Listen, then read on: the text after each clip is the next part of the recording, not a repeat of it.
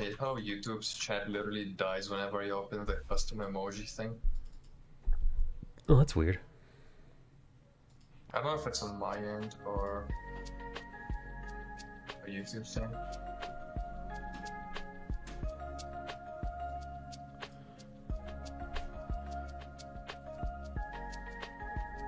Welcome, Mona. I don't know if Mona can hear us yet. Welcome, Mona. Should be able to. Alright, I gotta pee. Now that I fixed everything, I had some major technical difficulties. Holy smokes. Well, something I meant to start at 4 starts off at 6, so that's right on brand. Right on the money, baby. Wait, I need to prepare that properly. Oh, this is gonna be a flaming session, I can already tell.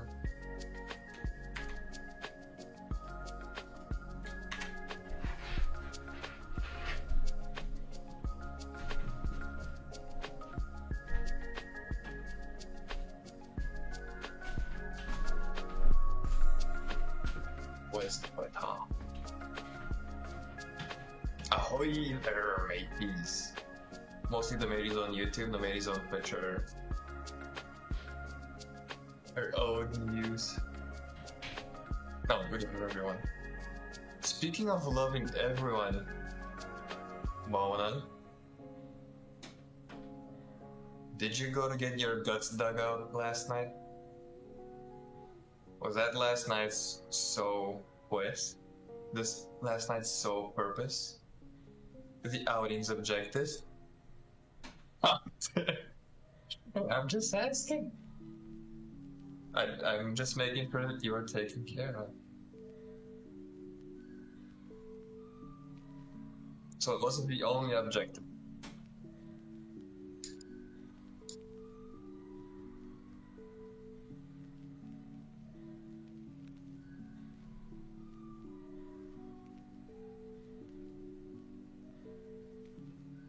Not the objective, but it didn't happen.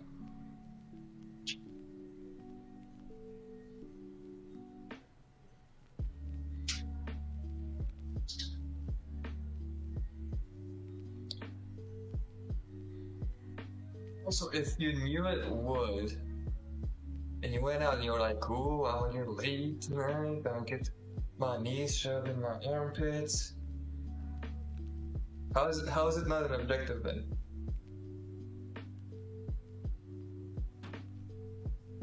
I mean, here's the thing though, most guys don't need just a doozy of a hint. Most guys need you to straight up mount them and be like, "Want you as kind of hints."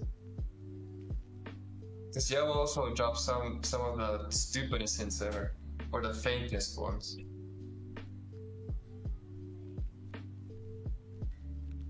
Right, where's it? I'm gonna send a tweet. Oh. Join my comment to our ass. Come on, join.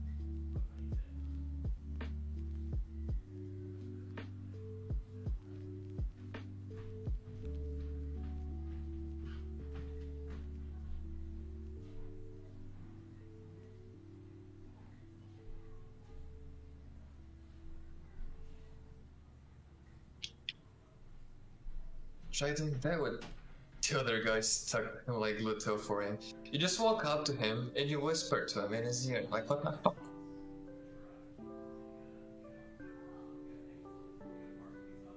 Oh yeah, same Casper. Like, if you want me, I want you to come up and tell me straight up that you want me. I did it in the end. Well, that. Thank fuck that.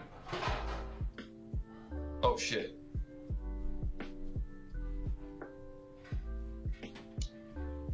We're gonna go from one technical difficulty to another. Yeah, but he broke something this time. I don't know. It sounded like he went to the kitchen to grab tea, and he flipped the entire kitchen on its head.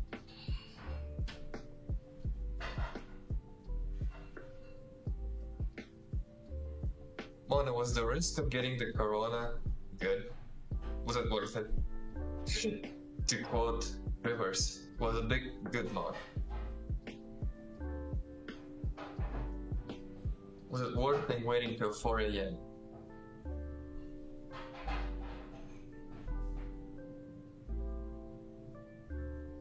Wait, so if it's the same people you hang out with, how could you not just walk up to them and tell them, yo, go to fuck the bed because I wanna fuck this guy's brains out?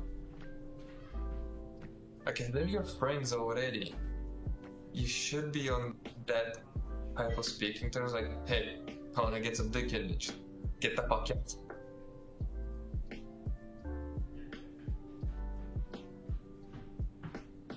Oh, sorry, I forgot you're Canadian. Sorry, could you leave so I can get some in me?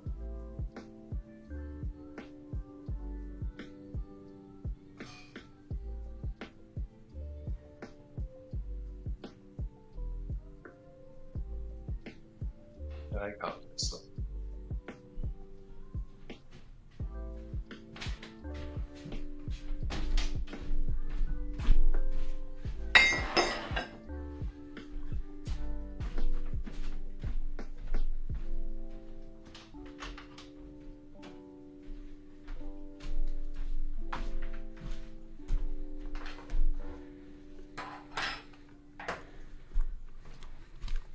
Yo, you okay? All right, I'm back. It's me. What the fuck happened in the kitchen?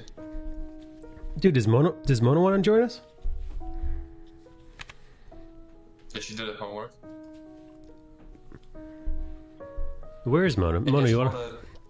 Did she watch Wonder Woman? Get boned last night. Wait, what was that, Bill? What'd you say? Mona did get dick inside her last night. Oh, Mona got dick down last night? Is that what she said? Yeah. She had her innards rearranged.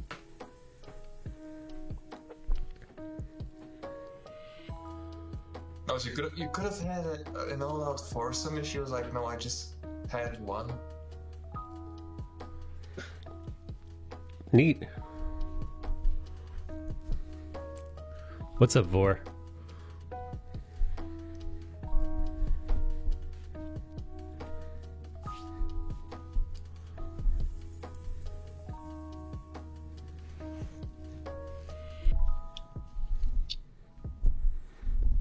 Wait, so Simona wanted to have a devil's threesome?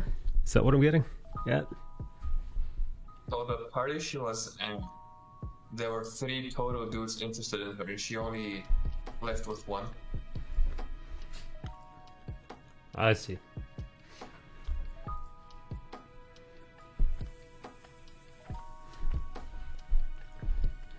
Wow.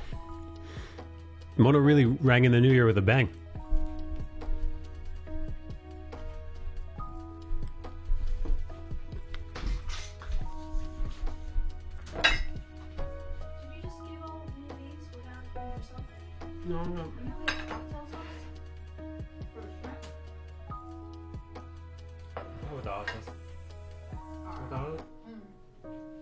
Thank you.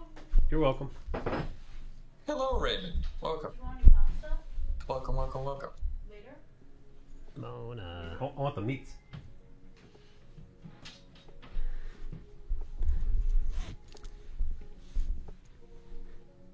Hey, what's up, Raymond? What's up, Vor? What's up, whiteboardist? Powerful YouTube cuties.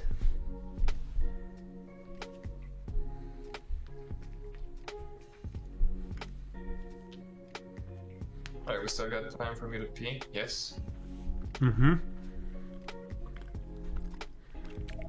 Alright, I'll be right back.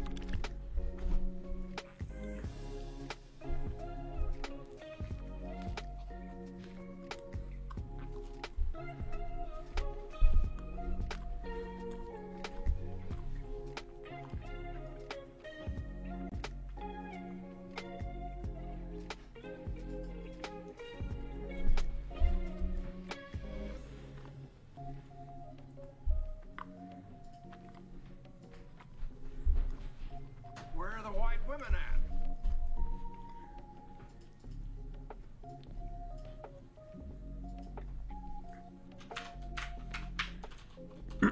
What's up, Revin? Y'all ready to talk about Wonder Woman? Where are the white women at?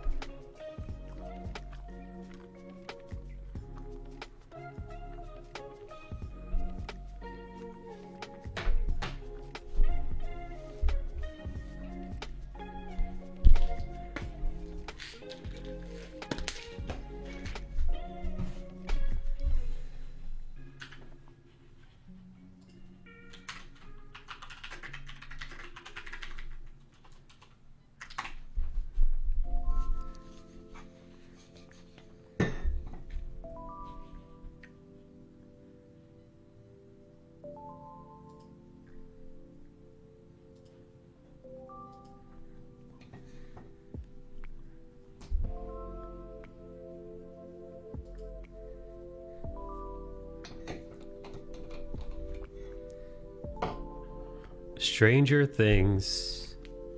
What is this? I've not heard about that.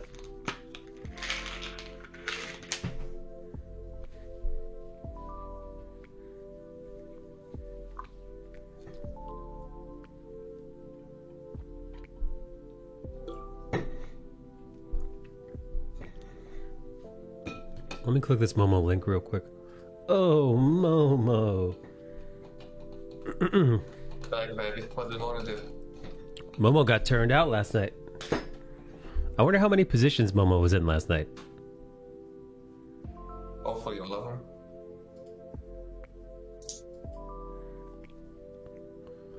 Did Momo do reverse cowgirl last night? I say she didn't do it. What do you think, Bill? I think she also did it because she wanted to be nice. And she had to say sorry every time she hit against the guy's pelvis. Alright, enough about Momo's sex life. There are more important things to discuss. There are much more important painful things. travesties to discuss. Crimes against humanity. Alright, let's start off right off the bat. This was a huge fucking disappointment. Just right out of the gate. As I was watching it, I watched it to the end because I kept hoping that it was going to turn itself around or make sense. I don't know what Kompot is. Listen. That's a traditional drink. Hey, I don't go in for that Slavic shit. Get that out of here. You should. That's peak torture. Yeah, take that Balkan shit and get the fuck out of here. As I insult an entire fucking entire vast group of Eastern Europeans. Slav squats menacingly. Sorry. Oh my god, this is racist. All right, chat. That's just first elevator style pitch movie review. Oh my god, racism, Michael De Nicola. The writing bad. We're gonna dig into each one of these things. The writing's bad. The writing terrible. The plot awful. I heard somebody say yesterday it's a great first draft script. You know, it's a great first draft, but it needed like another 6 months to a year of being, ground down to actually hash everything out. A major, and I think it just what makes it exponentially worse is that the expectations were high, so it got hit real hard. Like it hurt that much more because of how dope Wonder Woman the first one was. Bill, give me that quick paragraph review. Thank fucking God I had a dual monitor set up. Wow. 25 minutes into the movie, I was already fucking ready to go home.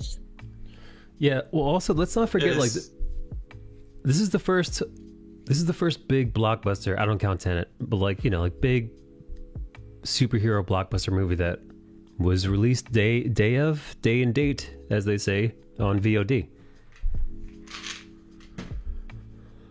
yeah, just writing is terrible. It needed a man. Directing was boring. The dialogue was excruciatingly painful. If I didn't have a Doom Runner setup, I would not have been able to finish this movie, or I would have needed some heavy ass alcohol afterwards. Because Jesus fucking Christ, thank God I was able to play Final Fantasy XIV while watching this movie. Otherwise, dude. See, to me, I almost, knowing that Black Widow is coming up, and paired with the stimulus check, I'm like willing to like fork over some like savings to buy a big screen TV, because that's how much, because I miss the movie theater going experience so much. It's like sacrilege, man. So like me, I was treating my shitty like 55-inch screen TV like I would in the movie theater, because I love these big blockbuster, you know, like what's the word I'm looking for? They're cinema, right? it's a whole experience. It's a whole experience, right? And if I had to go to a whole experience and have watched this, Oh my movie, I God. would have fucking pissed. Ooh, I would have. Fuming. I said this to I think I said this to Skullbash yesterday. I said, Skullbash, you should DM Gal Gadot and ask her for reparations for this movie.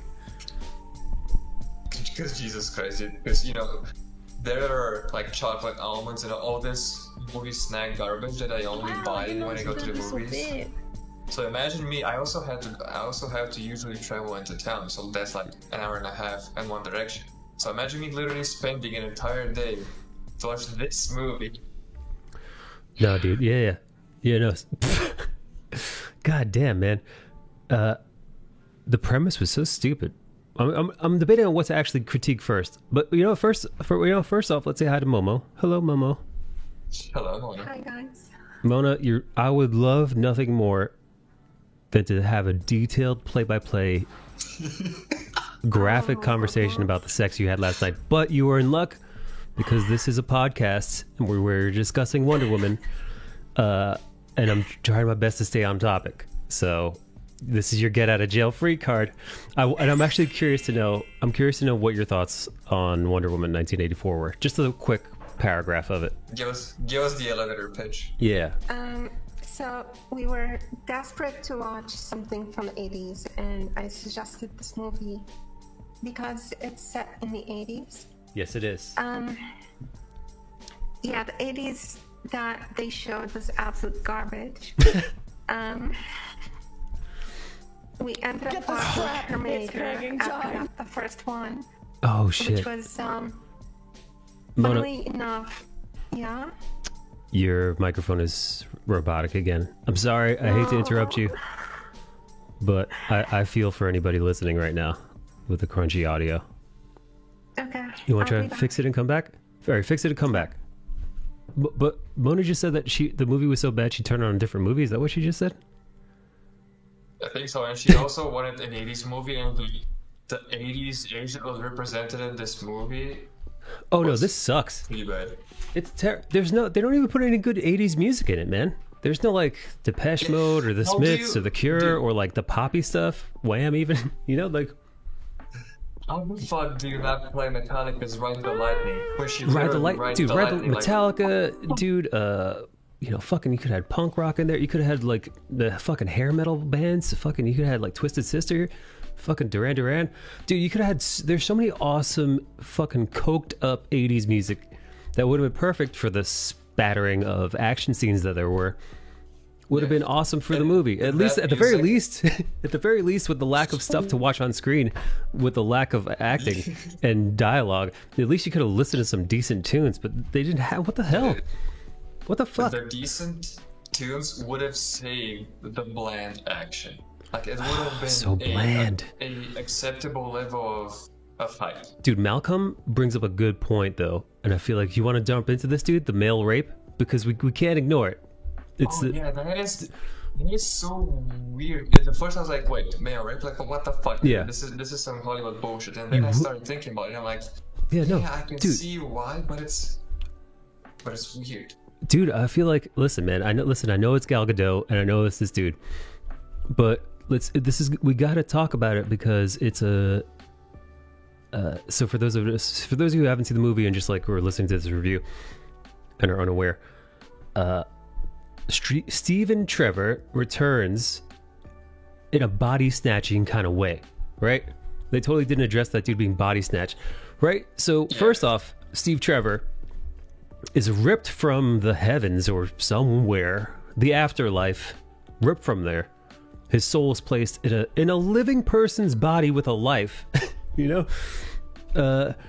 And that's it. And then they just proceed to use and abuse this man's body like a fucking, like, you know, like a disposable body wipe. What? Yeah, there is no explanation what happens to the other dude's soul, basically, or mind, whatever you wanna call it. While he was there, like, was he present? Like, no questions are asked. Sentient? Yeah, is he still, dude, is he in there? Like, is he trapped in, like, Steve Trevor's psyche? Like, is it like the movie Get Out? Except, you know, it's featuring, you know, instead of it's Gal Gadot, you're banging Gal Gadot, so maybe you're not screaming that hard. But even so, you got to think of it like this. When it comes to Hollywood and, like, people who, like, hyper progressive people on social media, if the shoe were on the other foot, right? This is the classic double standard. If the shoe were on the other foot, people would be screaming. If it was like the Steve Trevor movie and he wished for Gal Gadot and Gal Gadot shows up in some other new woman's body out of nowhere, steals her body, and then he just starts banging her, right? Dude, there would be, you know how many fucking articles there would be? You know how many fucking, you know the tweets that would be shooting at whoever would director or writer of that fucking, you know, fucking, dude, you know the cancellation wave that would have occurred should that happen? But you don't hear a peep out of any of these same people who are all but waiting on the edges of their seats to have something to gripe about on social media, have something to scream about on social media. Those people are nowhere to be seen. And let's be honest, man. I mean, listen, it's fucking Gal Gadot, and she's fine as hell. Let me see if I can find another photo of her. Fucking cute ass. She's a pretty sexy lady. So yeah, as a straight dude, you know what, man? Your lifeless corpse could be used to do a lot worse. However, that being said, could you even be mad if your corpse was used to fuck Wonder Woman, though? Listen. Hey, It's a pretty sweet deal, right? If you're gonna be raped and have sex and have your body used against your will, there are worse things to be done. There are worse things that a stranger could use your body for. However, just it's like, what if this guy was a gay dude, right? What if this guy was, you know, he wasn't married, but what if he was, you know, like, there are so many, like, the repercussions of what they did, where it easily could have been completely avoided, because we're talking about magic, and we're talking about stupid genie magic, right? We're talking about stupid, nonsensical genie magic that doesn't seem to have any rules. Magic was so poorly explained. Dude, the rules and regulations of that magic, you know, like, dude, Cheetah got 2 wishes. Wonder Woman, I think, was going to get a second wish, if I remember correctly. How? Like, essentially, fucking Maxwell Lord, Pedro Pascal, who does a great job acting, his whole thing, he essentially did the fucking I wish for more wishes wish. Like, yeah.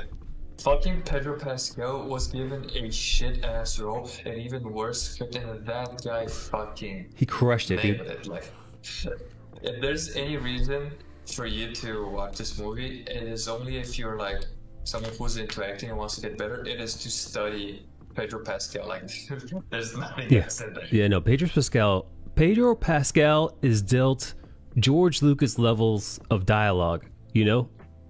The Hayden Christensen I Hate Sand levels of dialogue is Pedro Pascal is given in this movie. And he makes it sing, dude.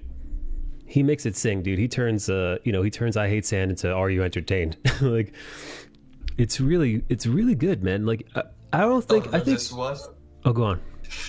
The entire movie at least gave us one good meme. Which one was that?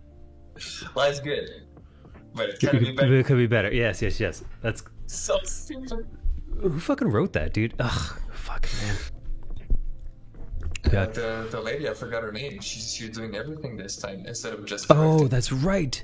You know, let's dig in. Now that we've discussed the male rape that nobody wants to talk about, but it's definitely a thing, man. And I definitely think it's something worth considering. Now, is it worth, like, canceling people over? Or no, none of that stuff. I think that's a bit. But one, unnecessary, right? When we're dealing with magic of that caliber, like frou-frou, silly, no logic or reason to ruled magic, if you're bringing people back from the grave and like the world is turned upside down on a whim, that level of magic, you could just make Steve Trevor come back. Like the fact, like, especially since you know it's gonna be temporary, you don't have to do Right. this explanation to maintain continuity. Right. He's back for like one movie. yeah, he's back, and then he fucking Thanos dusts at the end, and that's it. That's all we need, dude. That's all we need from him. And then the ending. Spoiler alert! Obviously, this video is gonna be full of spoilers. Spoiler alert! The end where she's like looking at like this like relatively handsome dude at the holiday market or wherever the fuck she is, and he's like, "Merry Christmas, Wonder Woman," or whatever the fuck it is. And then it's like, oh, maybe Wonder Woman will bang again someday.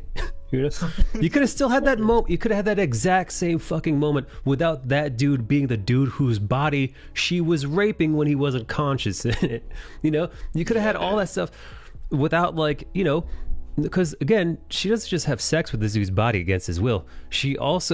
They also put his life in jeopardy. How many times? Like, what if Steve Trevor had died in this guy's body, or had been maimed, or lost a hand, or a limb, or any other plethora of shit could have happened to this poor man's, this innocent bystander's body that they were again using and abusing, just fucking haphazardly. Oh my god, man! It annoys me. It's so stupid. It annoys me. He didn't even say Merry Christmas. He just said Happy Holidays in the course most he did. fucking PC way. Happy Holidays wasn't even invented until the 2010s. So just say Merry fucking Christmas. The Yeah. chance of you saying it to someone who doesn't celebrate Christmas or is enough of a prick to scoff at you or to correct you is like extremely low, even in America. Especially in the 80s. Near Christmas. Especially the fucking 80s near Christmas. There's like a 0.2% chance of you failing that thing.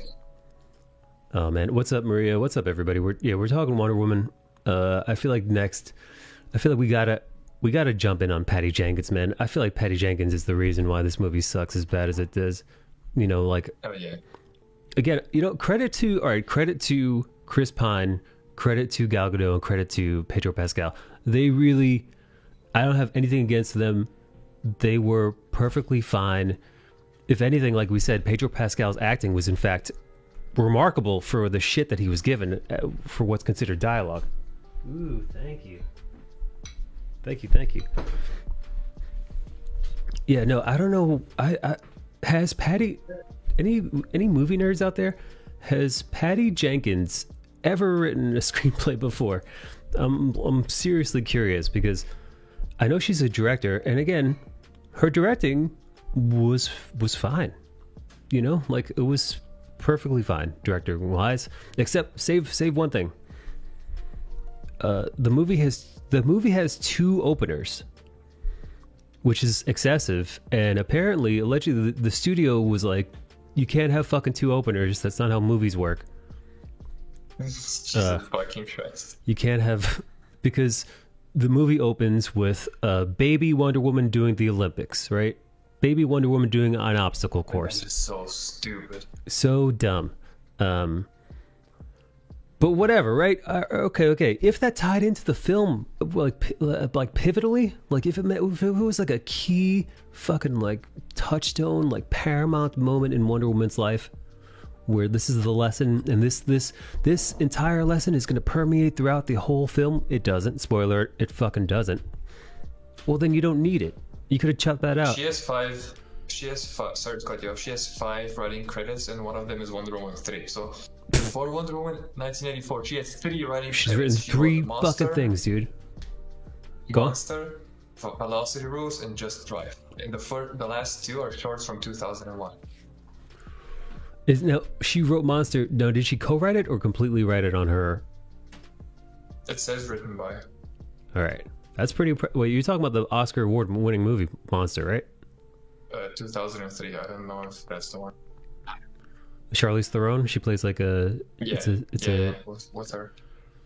She plays Eileen. That's pretty fucking good, dude. However, that's not action, and that was 17 years ago. No, Whiteboarder says no. 1984. Oh, wait, so that was co-written, I guess, because Whiteboarder says 1984 is her first solo writing credit. All right, so she's a shitty writer, dude. She's a great director. She's a shitty writer, and guess what? You know what? That's not unreasonable. The opening was set up to set up that whole truth will set you free. It didn't land though. Like It didn't- the emotional speech did not land with me.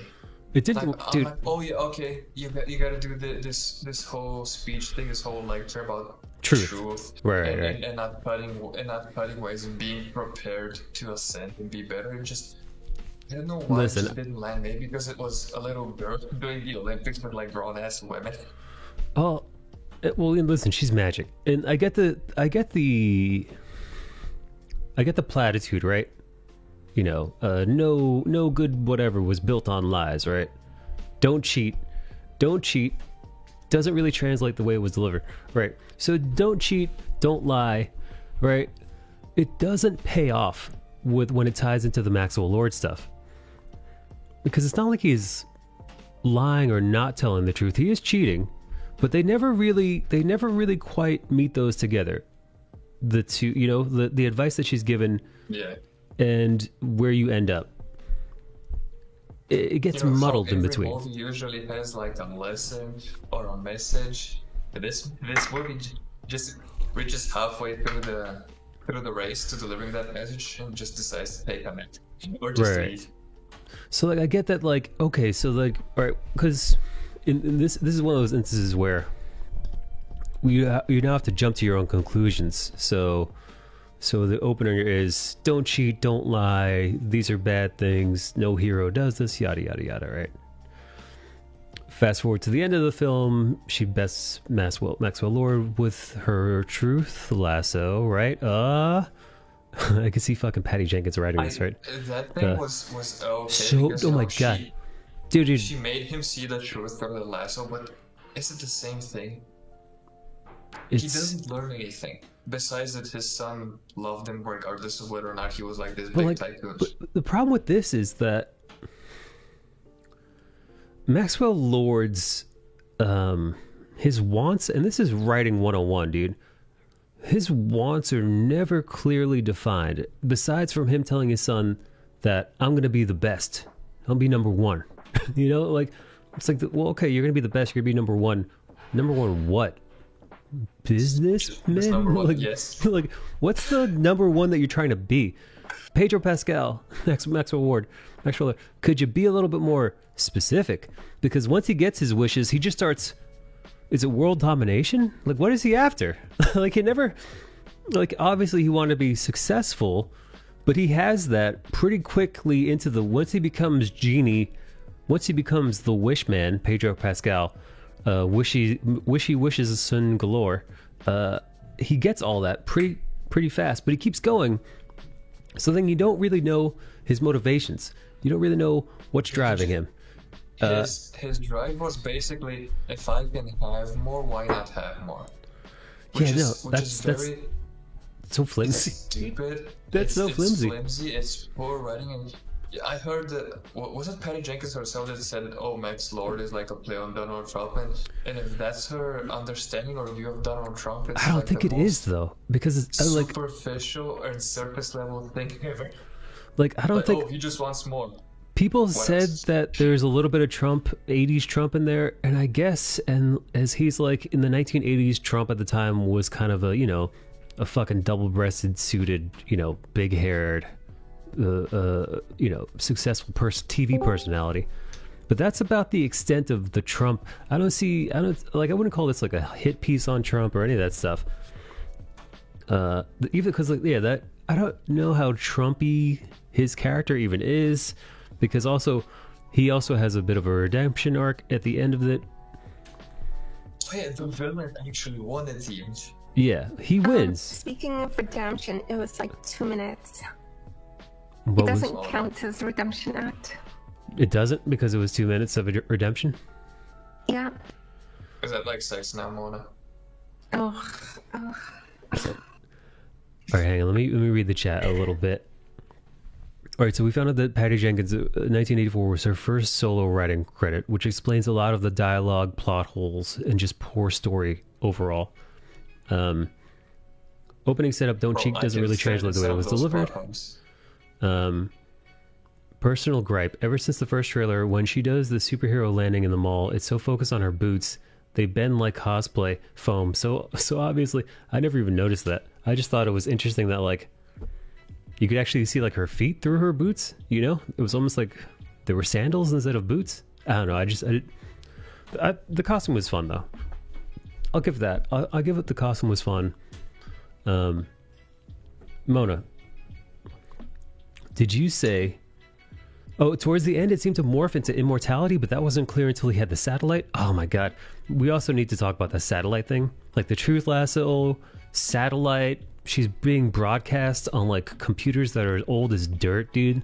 Computers that could barely handle like MS-DOS are broadcasting like full or broadcasting like full-blown like images from like you know like yeah, they're streaming fucking 4K. Yeah, dude, they're streaming at 480p on a computer from 1984.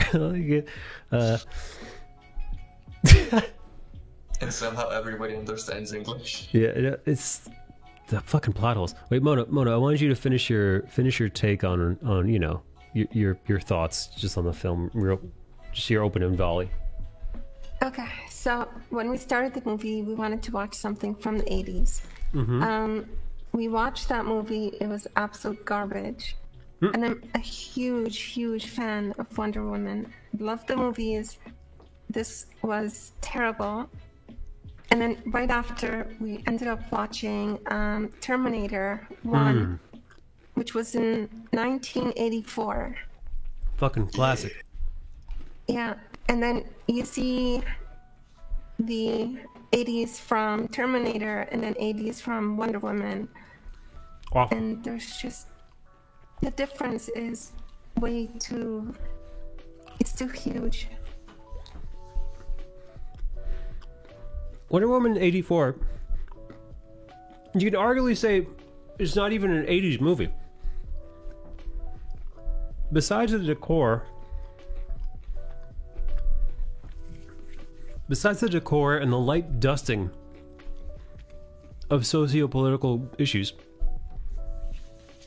that's about all the 80s that's about all the 80s you get out of Wonder Woman. Like I said, you don't get the music, you don't get any other 80s touchstones.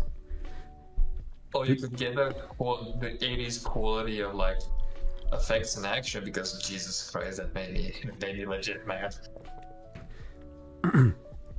Lord's intentions were weak, dude. It took me almost the whole movie to understand that he wanted more. Is that it?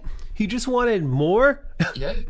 That's so stupid. And that's so dumb. His motivations, like after he becomes the wishing genie, he's like, if I can have more, if I can take more, why shouldn't I? Why not just have more? God, that's so flimsy. Like I heard said, man, this is a first draft. Patty Jenkins decided to make a Wonder Woman genie movie set in the 80s. Okay. I rationalized his motivation, and he wished to be the Stone. So yeah, he did. That wasn't his motivation. More is the Stone's motivation. That's fair. Now. You're right. You're right. That is because once he became the Stone just wants people to wish for more things. So I guess so they can corrupt the world. I guess it was a bad. God, man, I didn't watch it a second time because I fucking couldn't. Oh, gee, that. What, do you guys remember? Do you guys remember who the bad god is? Are you looking forward to the new? I am, dude. I'm looking forward to the Snyder cut. I feel like, and I'm hoping that the Snyder cut kind of justifies the. What were they calling the theatrical cut? The douche Whedon cut? The. I like it. Whatever. I'm hoping that Zack Snyder. Also, I'm excited that like they're filming new stuff with the actors. Super on board.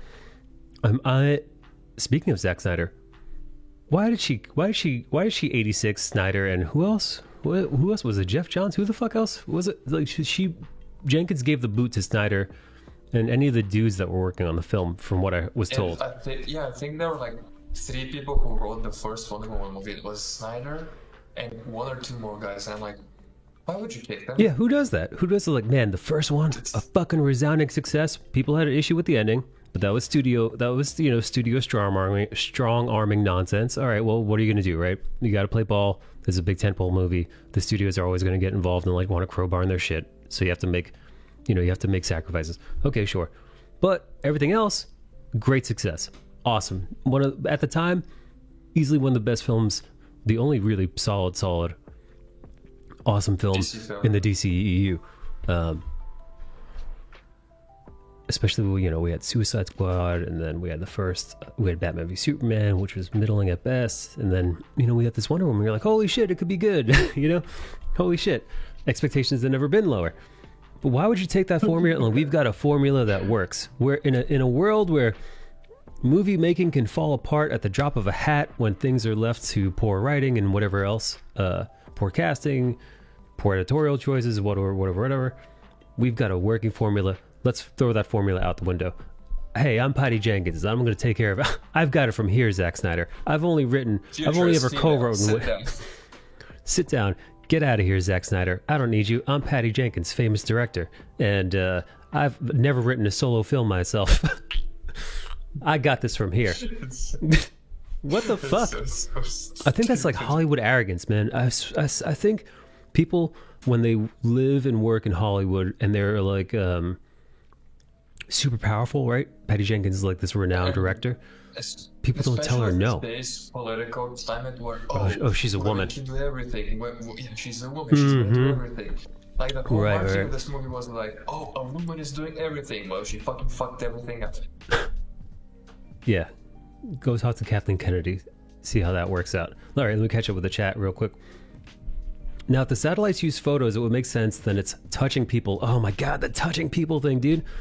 With a lasso and using him and a satellite that touches everyone and like takes over all broadcasts, but then it allows, I guess it somehow allows, like, was the magic of her rope or the lamp the reason why like everybody could like understand English and everybody could like, I don't know, man, dude, it's as a viewer. Oh, go on. In comics, there is a certain suspension of disbelief when it comes like magic and superpowers and whatnot, but it still has to make somewhat of a sense where you can go, oh, okay, I see how or why that works, and I accept it, and I can move forward with the story. But everything that happens in this movie doesn't make sense. Like everything magical or superpower-ish just doesn't line it doesn't line fundamentally as an element of the story. It's just, yeah, it just happens. It's very fucking JoJo's like, oh, I guess he's a dinosaur now. Dude, you know, I heard somewhere that the rumor was that executives were like, or the studio execs were like, you have to edit your movie more. There should be no reason why you have two openers here, right? Especially because we talked about this, because the obstacle course, you know, the truth will win at the end and all that stuff. It doesn't really ever pan out, man. It doesn't really work. It would be one thing, like I said, if that pays off throughout the film, you know, no cheating, only truth telling, yada, yada, yada. But we don't get that. We get that, and then you never kind of, if you're not thinking about it throughout the whole movie, and I couldn't blame you for not thinking about it throughout the whole movie because they don't remind you about it. The movie doesn't tell you about it. Yeah, even they show it to you at the very beginning of the first 5 minutes of the movie, and then they don't fucking ever bring it up again until at the very end. I guess you're meant to realize that, oh, you know, Wonder Woman maybe was like lying to herself and she cheated to get Trevor back, and then Maxwell Lord is lying to himself, and I'm going to use this truth lasso to touch people globally. The audience has to make too many leaps. 4K streaming on 80s computers. Yes. What's that, Mo? So you mentioned the bad god earlier. Oh yeah, what god was that? Diana made a big deal about the items gods create and whatever. Yes, huge deal about that. As soon as she saw the writing, she was like, yeah. Yeah, it was like her Sauron. She saw the hidden writing on the inside. And then she never mentions anything about the god. She doesn't. What god was it? It's like, do you guys know what god that was? I caught it. You caught it? This is going to be a bit of a longer rant. I caught it because I watched Monogatari before that. And she mentioned the monkey's paw, which is like Yeah, sure, a sure, wish sure. granting artifact that is literally the embodiment of careful what you wish for, because you Right. could wish Well, for something, but they then actually- the monkey's paw takes from you. So, Right. They do that. They But they it show doesn't that. explain which god. It's They- just if it's the monk, it's literally this one sentence. If it's the monkey paw, you don't know what you're It's the giving monkey away, and that's it. And that's it. Wait, so wait, no. I want to know if she actually said the god aloud because I don't remember it. But they do. All right, this is neat. And I picked this up. The guy that wishes for coffee, off camera, you hear him say, you know, because he goes like, "I wish I had a coffee right now," right? And that guy comes over and is like, "Hey, I got extra coffee," right? It's stupid, but a clever thing that they did is off camera, you hear the guy sipping on the coffee, and he says, "Ow, it's hot." Oh yeah, it's hot. So like, Yeah. it's like, all right, get it. A little wish, a little bit of pain, right? You know. So it's like, but it's so subtle. It's so subtle, and they don't. It's only subtle if you're someone who has somewhat of a grasp on storytelling, like you and I do. But if there's like the normie who's sitting down to watch Wonder Woman, you think they're gonna catch it? They're like, oh, maybe that's a detail of the monkey's paw, and be careful what you wish for. All right, let me catch up with the chat now. If the satellite uses photos, photons touching people, right? He did say in the helicopter that the answer is always more. That was in the trailer. Ugh. Did anyone find it odd that she hasn't moved on with her life beyond Steve in 40 years? I thought it was longer. I thought it was 60 years. I can summarize. Yeah, I think it's 60. I can summarize Yeah. Wonder Woman and I forget the character's name in comics. It's not Cheetah. Was it Cheetah? I could summarize Wonder Woman. Wonder Woman is the lady. Fucking The simp, lady dude. who couldn't get. The lady who Imagine couldn't get being over such the a one who got fucking away. simp. Wait, the woman who wouldn't get over what? The one that got away. There's these Oh, the one that got away. boyfriends. Yeah. Oh, I So, see. I yeah, see. she couldn't get over the one that got away. Dude, my thing is, Anthony Jenkins. all right, my thing. I'm with Gers on this, dude. It's been 60 years, which Yeah, you're is fucking oh immortal. fucking for a human being is an extraordinary amount of time. But again, she's I think to my memory, Wonder Woman at this time is about 5,000 years old, if not maybe a little bit less, but thereabouts. She's been running around at the very least since the time of the gods, if not Hercules and the Greeks and all that shit. So at the very least, she's a few thousand years old. Her losing people, and it should be like, dude, her losing someone, the only way that you can the only way that us, right, who live a while, not that long though, the only equivocation, I guess, the only equal thing I could think is your pets, maybe. But imagine if you lived even longer. Imagine if you lived a couple hundred years old, and your pets, you know, their lives just like, you'd go, you know, for every one human life, you blew through like 20 or 30 pet lives. You know, at one point, you'd be like, okay, this is going to be sad. I know my pet's going to die at one point, but, you know, eventually going to get another pet, right? That's what I would assume. After, you know, anywhere from a handful of thousands of years to 5,000 years of life, she would have gotten the hang of this by now, and she wouldn't be completely fucking forlorn for the, you know, the better part of a century. Maybe it's because it's her first love. They're literally To be millions. fair, Yeah.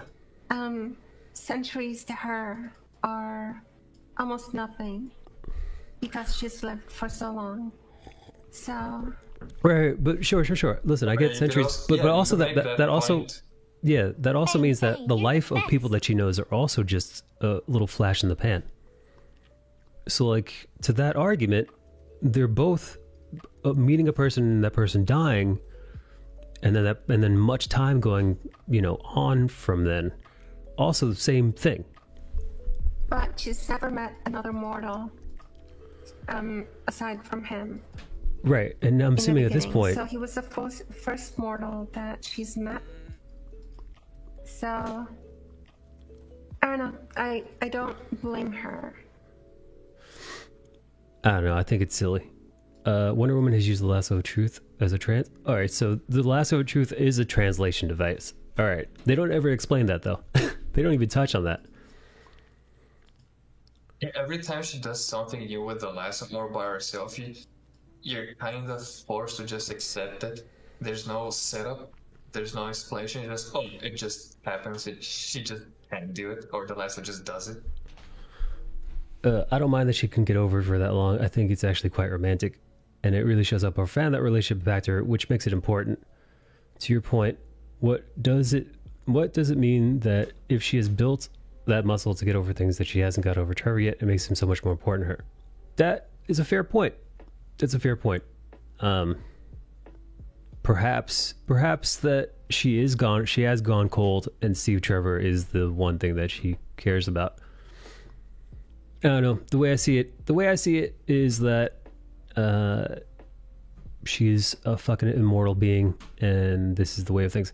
Although, to Mona's point, if this was the first mortal being she's ever met, then I guess the whole object permanence of it all would be jarring, right? If she's born and lives in this land where nobody dies and everybody just goes on living forever, which I'm curious about. Do Amazonians die? Or is it just like her and her family? Do they all just like live on forever until they just die? I think they only die if they're, like murdered. Killed? If they're murdered? Dying, yeah. But dying like of old age or whatnot, See, I don't think it happens. See, in that case, in 1918 or whatever the fuck she left the island, if that was the first time she left the island, and that was the first time she ever had interaction with mortal beings, that would be fair. However, maybe you fucking explain that in the movie. Like, what does she say in the movie? What does she say during the movie? They dive during the battle. And you know, it's funny, dude, when they're doing the whole Olympic thing, when they're doing the whole like Olympics on Themyscira thing, I couldn't help but think, all this fucking training and all this Amazonian shit, fucking Steppenwolf is gonna come in here and just fucking cut you through like a knife through butter. Like he's just gonna fucking mow you down like he's mowing the goddamn lawn. What does she say there? I'd gladly give anything, so why can't I have this one thing? I don't even fucking remember that line. Well, I do, but it didn't hit with me. Maybe because that sounds deserved. Yeah, dude, that line childish. Sounds corny. It sounds corny, flat, two-dimensional, childish, unearned. Yeah, man.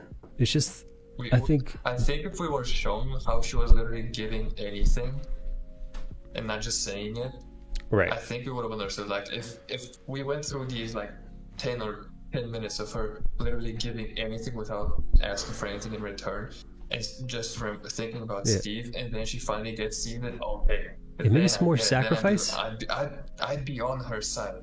Her only sacrifice is, hey, I can wish for my boyfriend back, and now I have to wish him away. Yeah,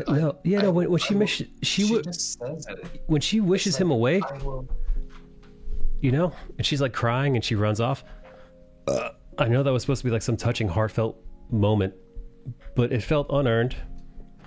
It didn't. And me, I'm a fucking sucker for these things. I teared up during Batman v Superman. That's how retarded my emotions are.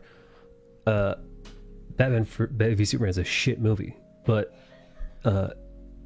so by all means, the only thing I should have been crying about was that I spent my money on it. But the fact that me, a complete sucker, felt absolutely nothing during this film between when she's saying goodbye to Trevor, I think just shows you that the writing was piss poor, man. The character development, poor. The character arc, poor. And yeah, it doesn't feel earned. That line, I'd gladly give anything, so why can't I have this one thing? What's that old phrase? I agree that's a good line. Show don't tell. Yeah. Right? So show us all the sacrifices that she's had to make, so that when she says this, you're like, yeah, fucking give this to her. She's earned this. Yeah, like show us her going through museums of like World War One and helping those museums like stay afloat and whatnot, and her thinking like- of Steve while, well, I don't know, importing like a new plane model or whatever. Like, okay, I can get it, but it's like, she just says, I will gladly give anything. Well, show me that you were getting it beforehand, and then I'd be on your side. Dialogue. Like, yeah, it's kind of fucked up. Dialogue was corny throughout. Dear Lord, that ending.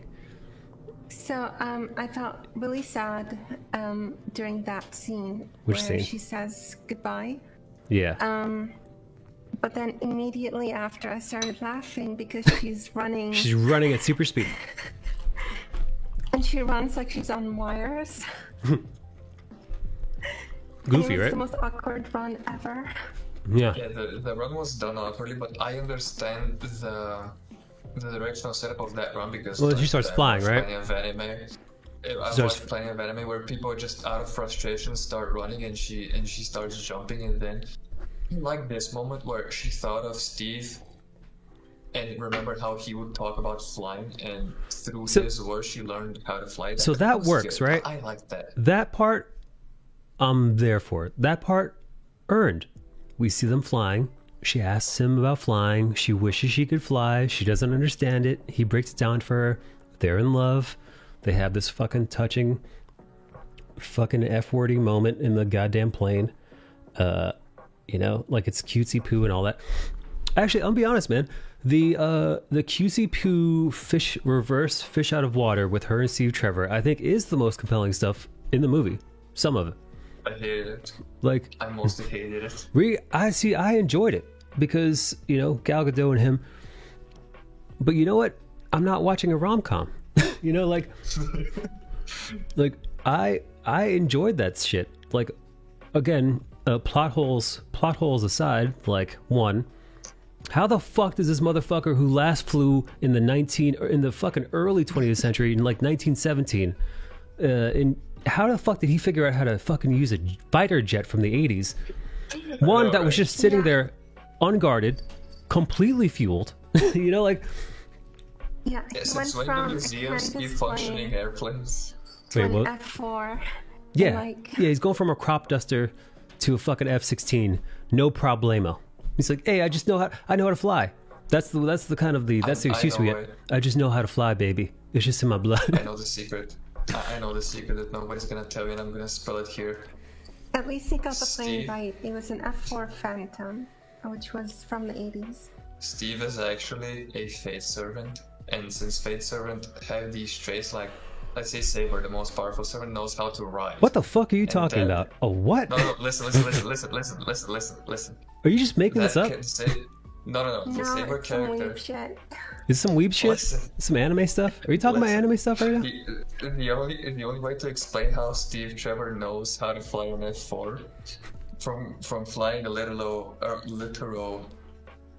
bucket of boats is that he is a Fate Servant, and since Fate Servants have characteristics that engulf the concept of, let's say, riding or flying, he can ride or fly literally any vehicle as long as it requires that sort of concept.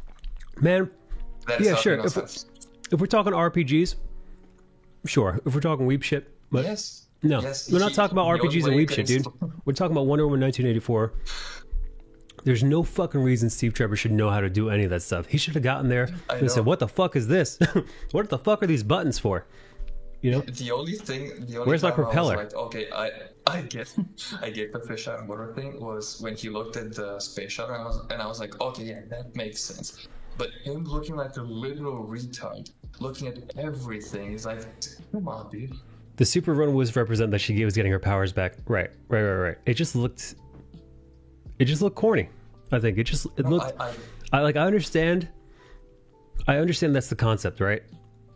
And like she's running away or running to trouble, or running implies a transition of sorts. That part was more lame, I think. The goofy run didn't work. Did think that the flying part did work, right? Her kind of doing the Superman.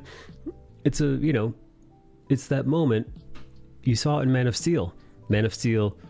Superman, Henry Cavill, when he takes that first leap, he comes close, man. He comes real close, dude. He starts like making that fist, if I remember correctly. He starts getting up in the clouds, and he doesn't quite get it, and he falls. And then that's when he kind of like musters up that stuff. That's when you get that like classic iconic scene where Superman has his fist to the ground, and then you actually notice like the dust and snow start to rise up a little bit, right? It starts to, like the little fucking dust starts to like rise into the air before right before he jumps, right, and takes off, and then he flies, and then he loves it, right? And it's a beautiful moment. They do. I would say that they pull that off successfully in Wonder Woman. Oh, yeah. I think they do that was well. Good. I like that. The running is goofy though. I think her emotional goodbye doesn't land. The cute stuff with them in the cockpit and all that other stuff, adorable. Oh, but, speaking of the cockpit, how the fuck did she learn to make shit invisible? Oh God, man, that too. She made a cup. She made a cup invisible. Now it's a plant. She explained it. She explained that in Themyscira. But again, show don't tell, right? We never saw her practice on a cup. We never saw her try to make anything else invisible. She just says that I tried to do this once and I made a coffee cup and I lost it. But my dad can do this. I'm assuming she's talking about her father. Is her father Zeus in this? She has so many different origin stories. I can't keep them all together. I'm assuming she means her papa Zeus. In another is Hercules. You never know. Right. So I'm assuming she means Zeus hid the island. So by the law of, I don't know, intrinsic properties, she could now hide the island too, somehow. Never, and then just like that, she just, I don't know, whammy jammies, rubs her hands together. Why is we'd never seen her make anything else invisible before, but now she's making a whole, I don't know, man. You can make the point that it takes her a lot of time and concentration to do that, and if she's like in the middle of a fight, there's no way she can pull that off. It's like not the Starfinger thing, but yeah, it's stupid. She just pulled it out of nowhere before showing us. Like if she did it like in the start of the movie where she fucked around with a cup and made it disappear, I'd be like, oh okay, I guess she can do that too now. Because they always just keep museum planes fueled and flying, and an analog biplane is the same as flying an electronic jet. I went to pilot training and this is just embarrassing. Oh man. Jeez. She should have made a sword invisible. The only way to explain the plot holes in Wonder Woman 84 is to use anime explanations. Otherwise it just doesn't work. It just falls through. Yeah, no man. Listen, in movies where you have to connect the dots yourself, or again, I'm going to say this again, the show don't tell principle. Wonder Woman is just going to tell you that she could do these things and then just do them. By that logic, why not just give her a whole bunch of other more powers? What else could she do? Oh, I didn't know she could turn things invisible, but she can now. I mean, because reasons. You saw how she totaled her lasso as a shield. She could probably use it as a propeller too, and just not need a jet anymore, and just turn into Tails from Sonic. I mean, why the fuck not? At least I'll give her the flying thing. The flying thing. The flying thing. You could literally use the flying ability to showcase the lack of that in the invisibility thing, right? They literally showcase her using two new powers essentially for the first time. I like it. Yeah. And one they did well, and the other they did shit. Zeus jerked off on a beach and made Wonder Woman. Look, I'm gonna piss some potential people off on Twitter. The only times where moments in the movie land is when it's set up by a man. I just skimmed through all 2.5 hours. I just skimmed through all 2.5 hours of that to find that line with that random guru brought in for the exposition. What guru did they bring in? I'm blank. Forgot his name, but he's some yoga instructor or something, and apparently he has this magical book that was passed down to him. He was somewhere in the middle of the movie. I'm completely blanking, dude. I feel like I just blocked that out of my consciousness. The one who had the book. Alright, hang on, let me look. Let's see. 1984. Alright, come on, Wanda only learns how to fly thanks to Steve's explanation and his feelings of flying. Otherwise, she spent like, what, 60, 70 years not fucking trying to learn how to fly. Or failing at it. I'm trying to find this. What the fuck? Was it Riz Ahmed? Yeah.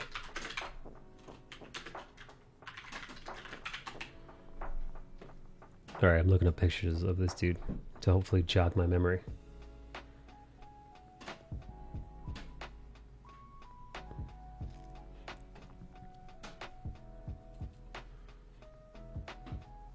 The God of Lies. The God of Lies.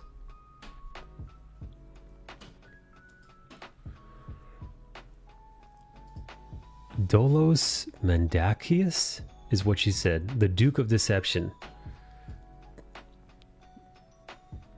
The Chala Freya Arrow? Did you guys know that's who she was talking about? She says his name in the movie, like she says this. So I didn't even pick that up. I did pick up the monkey paw thing, which is also not explained to the audience. Like, unless you can piece it together yourself by paying like extra amount of attention in a 2.5 hour fucking movie.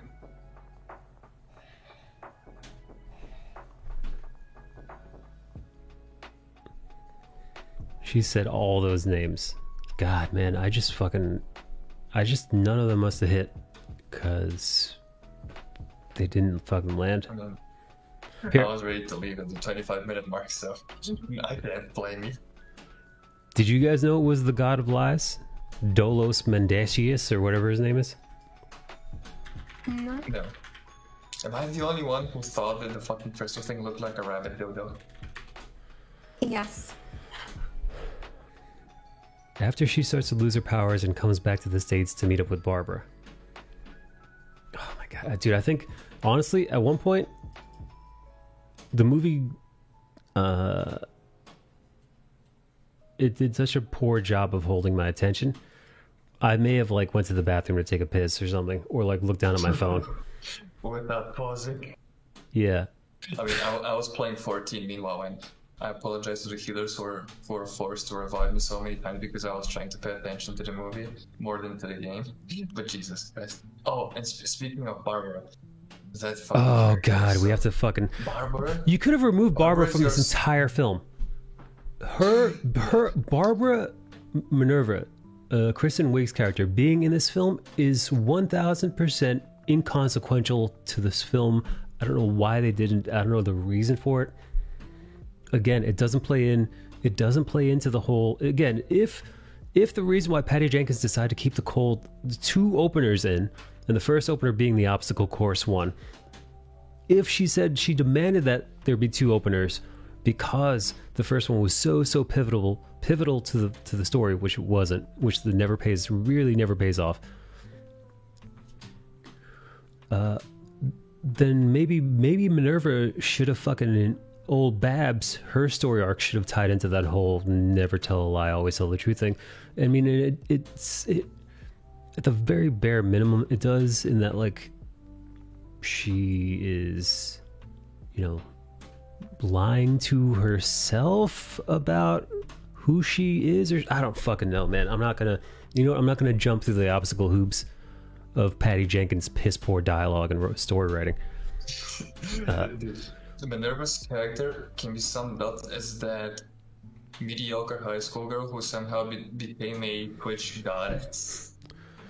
But, like, She's all a right, mediocre the other Twitch thing is, goddess. why does Barbara get two wishes? You guys noticed that, right? The first wish was Yeah. she wants to be more like Diana, right? Which gets her powers. Yeah, And then but I want to be an apex predator? Where the fuck does that come from? There's, like, that no rhyme or reason for that. Like, I don't know, she becomes from this kind of adorable, kind of personable, clumsy, the typical stereotype of a clumsy nerd, and then she becomes hyper aggressive because of all the strength and popularity she gets. You could also say, oh, that's a play on popular girls, and how if you get all this through cheating, then it turns you evil, monkey's paw, careful for yada yada yada. But the only way I can reach that is because I know what the pop monkey's paw is, and I know a little something about storytelling. Wig did look pretty I sexy. normally- Wig did look pretty Yeah, sexy she in was this. okay. Again, listen, it's hard for a regular ass looking broad to be there with Gal Gadot, who looks like she was made from clay. But you know, unless you do squats. but you know, as a woman who rose to popularity because she's funny, pretty good. But her character sucked. Again, like, were we doing the whole men is evil thing? Because they ring that they ring that bell, they ring that men are pig bell a whole bunch in this fucking film. But even if they were doing that, right, men bad, that doesn't pay out. Because all right, so the second opener, the second opener is like, and this is where the story, whatever. I think Patty Jenkins she maybe co-wrote this with Jeff Johns, if I remember correctly. One of those retards thought this was a good idea. To put this in, and this is a whole heist scene in the mall where one of the thieves decides to threaten a child's life by dangling a child over the edge of the fucking mall balcony. It's fucking so what? Stupid. It just came out of it's nowhere. dude, it's so crazy, and it makes I understand what I think they were trying to go for is something along the lines of like a Superman, right? Where it's like Superman shows up in his bright colored getup, his man panties on the outside, which I fucking hate those stupid trunks. You should burn those things. Never put them on your Superman. Blasphemy, sir. No, get the fuck out of here, dude. Superman looks like a fucking total F word with those stupid red pink trunks on, and you're never gonna change my mind. Anyway, I get it.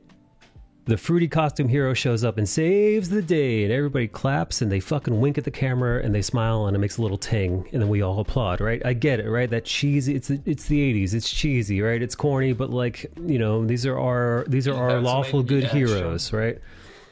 It does make the action, the effects corny and 80s quality too. Because Jesus fucking Christ.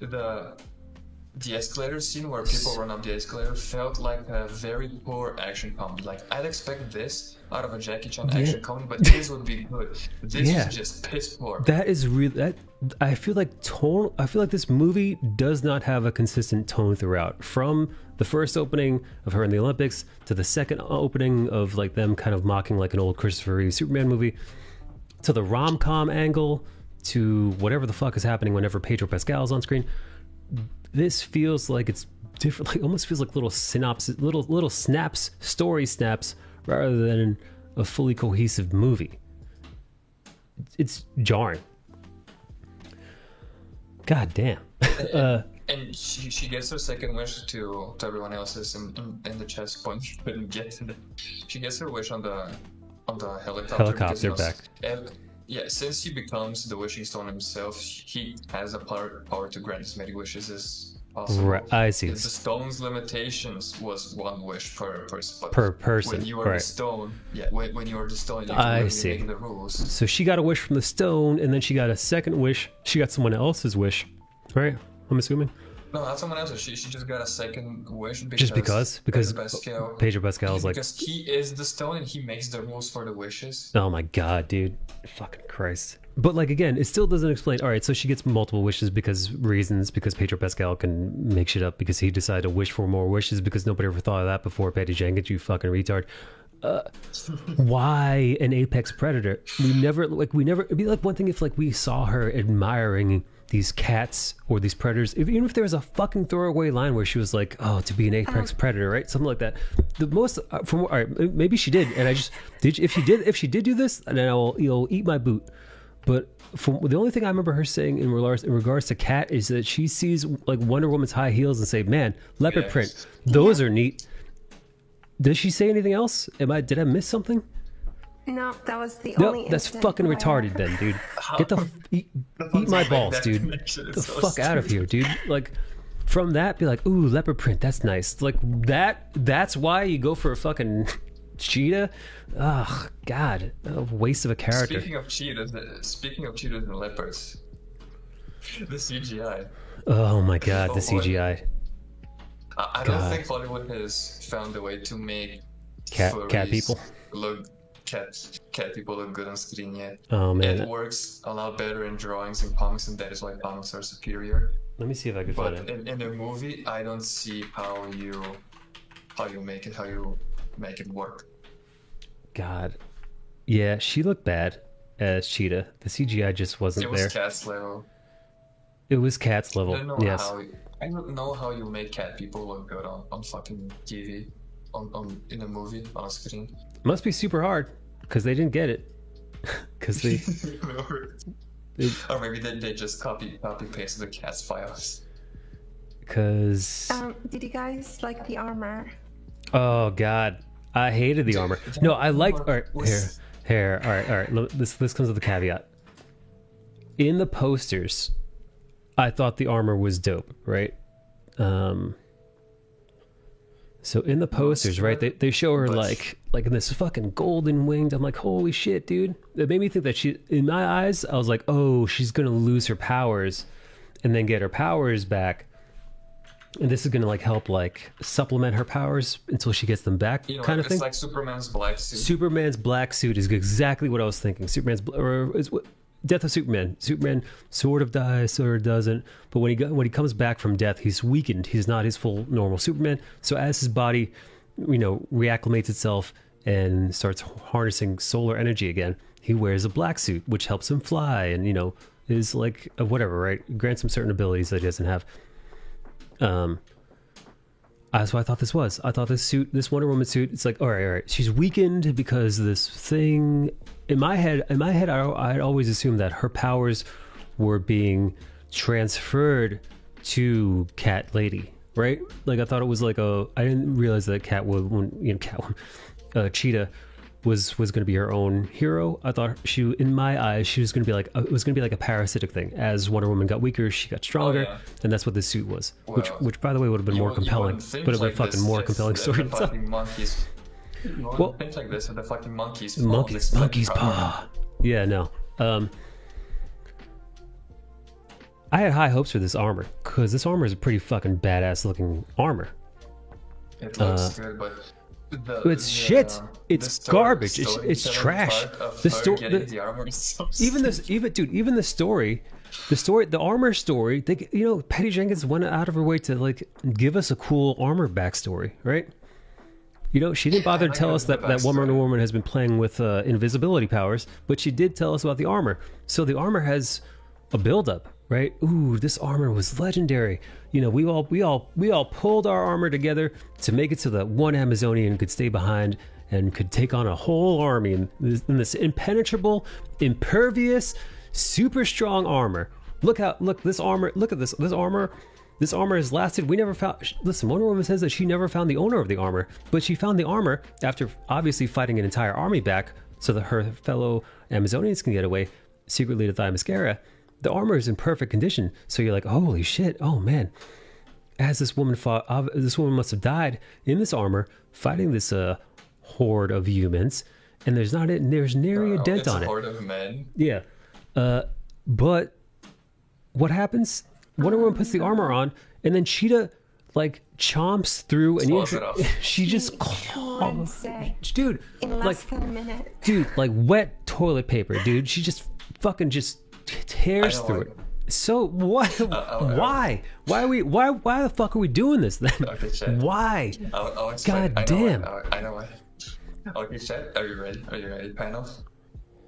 The armor was designed to hold off a horde of men so that the Amazon. Oh my god, but dude. This armor was torn to shreds by a woman. Ugh. Oh my god, dude. It wasn't in the armor specs. Yeah. Like that was the resistance it wasn't built for. Yeah, the armor will be perfect when it fits a woman, Bale. Yes. God, here. And it would be perfect when it fights a man. Yeah, God. All right, so here's a shot of the Cheetah in all her glory. I think the face is okay. I wish they made her nose more cat-like. The face portion, like the paint is okay, but everything else just it don't land, mate. No, man, it's no bueno. I give this cat 2 paws down. I like Zeus jerked off on the beach. Barbara was there. Barbara was there to be bad CGI. Wait, there's a connection between Cheetah and Cheater? What is there? I gotta God, say, as please worthless don't, as please Cheetah don't. was in the story, Wig looked pretty good. She did. Tilly didn't even know this movie was out. Good. Well, you know what? It doesn't matter. I think her wishes got reset when Mando became the Living Stone. But who knows? The film was a fucking mess. Lord grants her a second one for his own purpose and he realized she was on his team, so he made her protection. Oh, man, Pedro gives her to her on the Marine One helicopter. She says, "Don't I only get one wish?" And he says, "I'm feeling generous," and grants her another wish. Then why, if he could just grant people wishes, why isn't he doing that more often? Why is he? He is. That's why he started the whole broadcasting thing. I know, but he started a whole broadcasting thing to get other people's to like touch other people and get their wishes to make himself more powerful. No, and to also get their life force, which is probably why he became like God, Nero man. Mordo. Give me your- Because he said, "I will take your organs and your life force." I'll take your organs. Ugh, Yes, he my says God, that. dude. What a Because dude. you can see him getting sick. Yeah, we did Like see that. some sort of internal damage, Yeah, and yeah. you're like, okay, he's using the monkey's paw mechanic, which wasn't Right. explained properly, to use their wishes. He always gave a wish, he granted Right. a wish, and he took something from them. Yes. And in the end, it transitioned from him granting wishes to taking organs and life force. Oh man. I watched The Office on FaceTime with some friends. What the fuck are you talking about, Melee? Not entirely. Remember when he asked that guy if he already asked him for his wish in the office? So there's no consent. That's right, dude. Literally, he's in the Yeah, office, it's- and he's like, the guy. He's like, Didn't I give you something? yeah. He's like, you gave me a Porsche, and he's like, ah, and then he walks off. So He's like, what the fuck is with you people in Porsches? so even the fucking right. So which is all right, fine, Joe. But even Patty. That was good. Even Patty, I can't write Jenkins, decided to like make some rules, and then she doesn't abide by her own fucking in continuity rules. Yeah.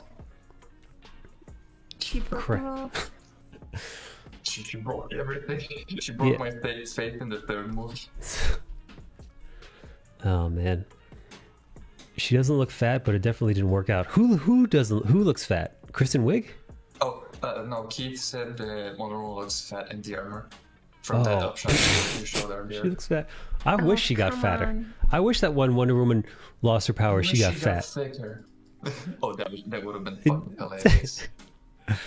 Oh god damn it, dude. Like you see her slowly developing a type 2 diabetes. She loses her powers. I haven't seen it. Is it worth a watch? No. No, No, it's not. No.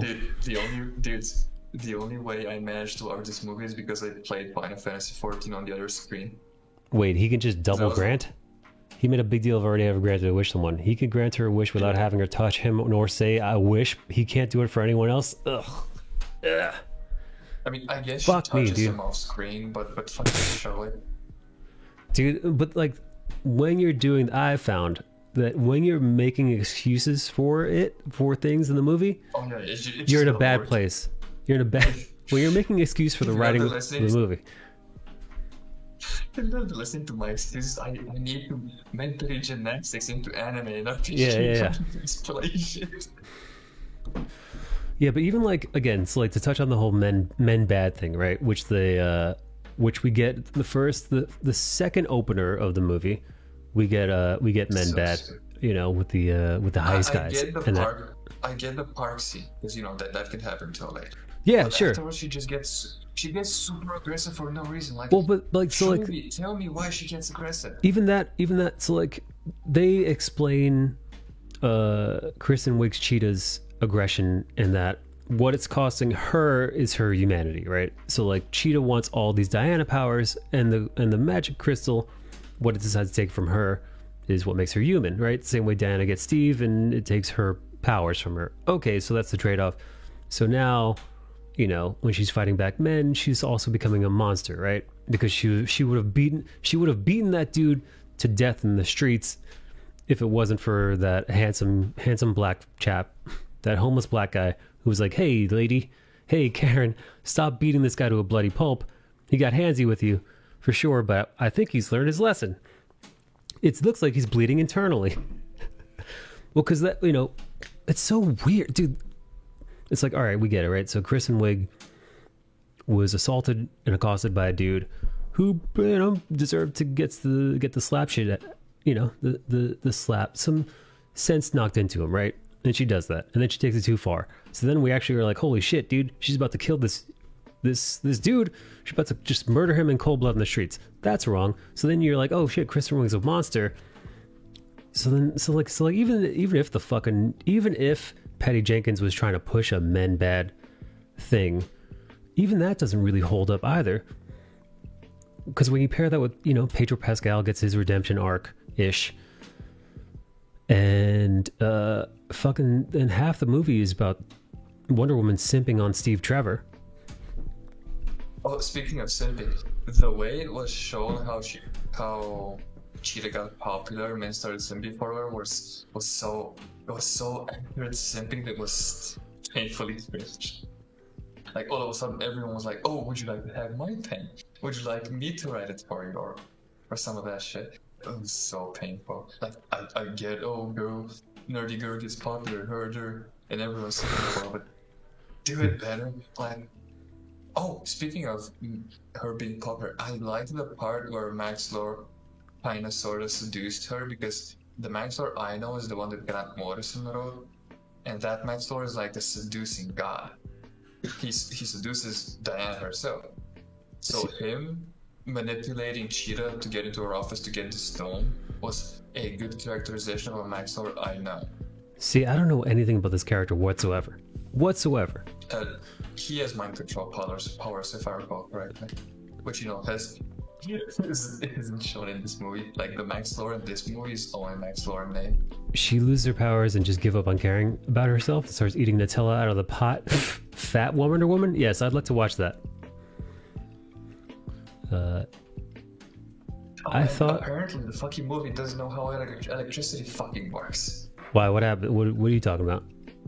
Well, in the fight scene with Cheetah, when she gets electrocuted, the cable falls down into the body of water, and they're both underwater. Yeah, why isn't what? I did think that. Why? Wait, yeah. So they're fighting.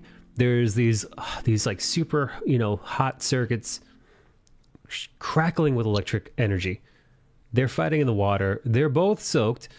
Is Wonder Woman still in her fucking armor at this point? Is she still wearing all that metal armor? Yes, but she's the daughter of Zeus. I see. Oh, I see. Right. Yeah. So, okay. Wait, doesn't the movie tell me this? Yeah. What? Lightning doesn't affect her. It would have been nice if we knew that. It's never mentioned. It's she's the daughter of Zeus. She just says dad. We don't know if it's Zeus. Yeah. Fuck. That's right. Do anyone fucking is? To my recollection, we've never seen her get hit with lightning. We see her riding lightning, which again, you know, perfect opportunity to ride the lightning. But, yeah. Oh, okay. See, I honestly didn't fucking know that she's immune to electricity. Yeah. If she said it like beforehand, like let's say on the plane, she says, "Oh, my dad Zeus," like that's all I need. If she says, "My dad Zeus taught me how to." He hit the island and I've been kind of trying to reverse engineer his thing and hide shit, and then she tries the lightning and then she doesn't get affected by electricity, then I can get to that point by myself and not need a movie to spoon feed me everything. But show us. Zeus is all I needed. Show us a little bit, or even listen. Patty Jenkins obviously loves clunky, weird exposition. Give us that. Like Whiteboard says, they didn't establish it, not even in clunky exposition, right? When it comes to her being immune to lightning, they didn't even bother to give us the invisibility, you know? Like, at least with invisibility, we got clunky, weird exposition where she's like, I tried to do this once before, and I'm gonna do it again. And you're like, okay, all right. You know what could have been really good, though? She raised the lightning, she goes through the whole electrocution scene, she looks up and says, thanks, Dad. Something. Give us something. This is literally turning into the Wonder Woman version of Aranki Forgot. Patty Jenkins forgot. Oh my god, dude. Fat Wonder Woman, watch out. Someone from DeviantArt is in the chat. Let's fucking go. Yeah, that's the other thing, man. It's so stupid. Oh, you want to hear something that's also very stupid? That's not even corporate part of the movie. Tell me. They credited a lot of the comic book teams that worked on Wonder Woman, and they didn't credit the artist was Liam Sharp.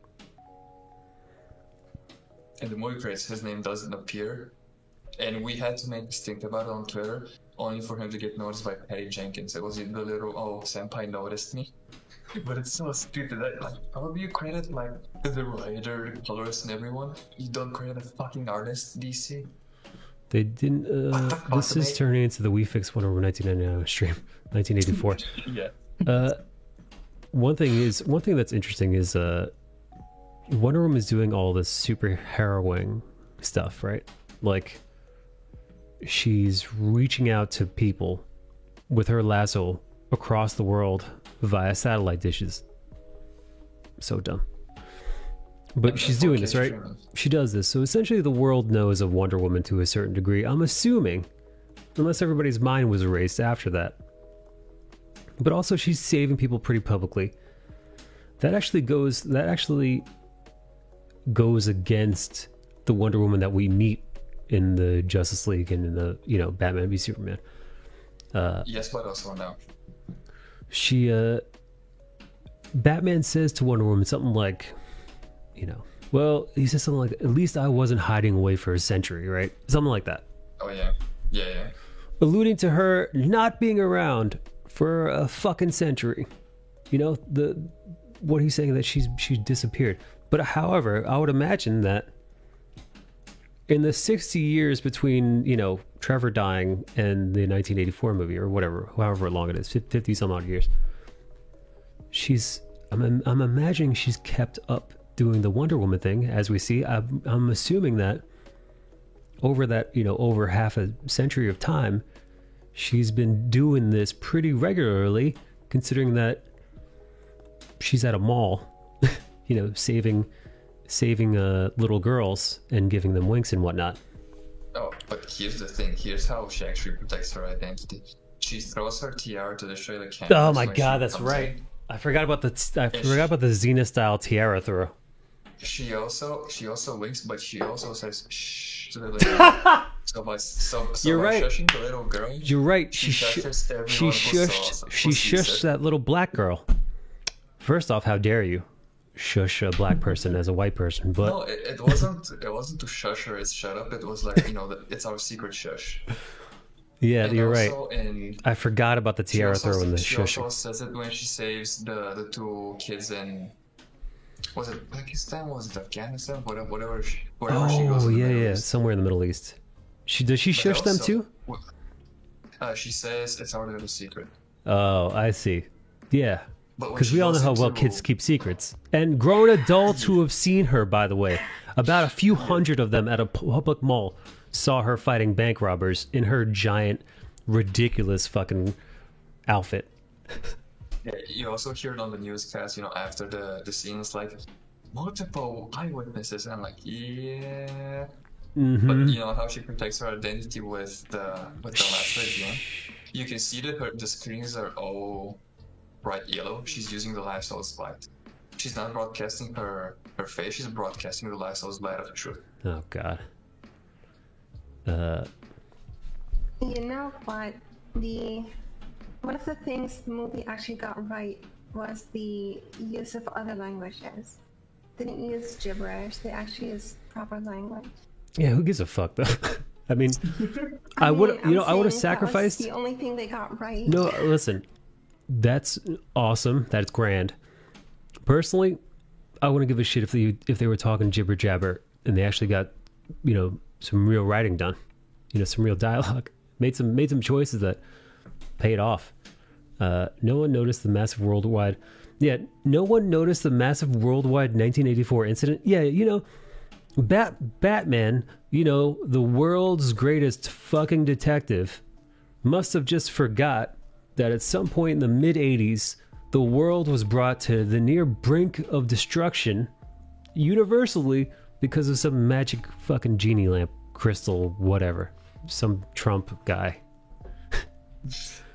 Here's also another reason for it, though. Since Zack Snyder was cut and he wasn't going to do any more DC movies, his continuity was dead. so she could do whatever she wanted with hers. Because this was I now see. her plaything, her toy, her story. Oh god, it's So why care about established continuity when that continuity is dead? boy, Even though there's like a Zack Snyder reshoot of the Justice League about the fucking mess. Fucking mess. So stupid. It's peak Hollywood retardation. Like, was there never a person who looked at 2.5 fucking hours of this? Dude, that's the shit other show thing. of a movie? So And go, "Hey, long. bitch, this is stupid." Dude, you could have cut out. I feel like you could have cut out a half an hour to 45 minutes of this thing easy. People are Easy. just incapable of writing 90-minute stories anymore. Well, dude, I think Patty Jenkins was just jerking herself off. Again, I think she co-wrote this with Jeff Johns. I'm not 100% sure who she co-wrote this with, but not nearly enough editing, man.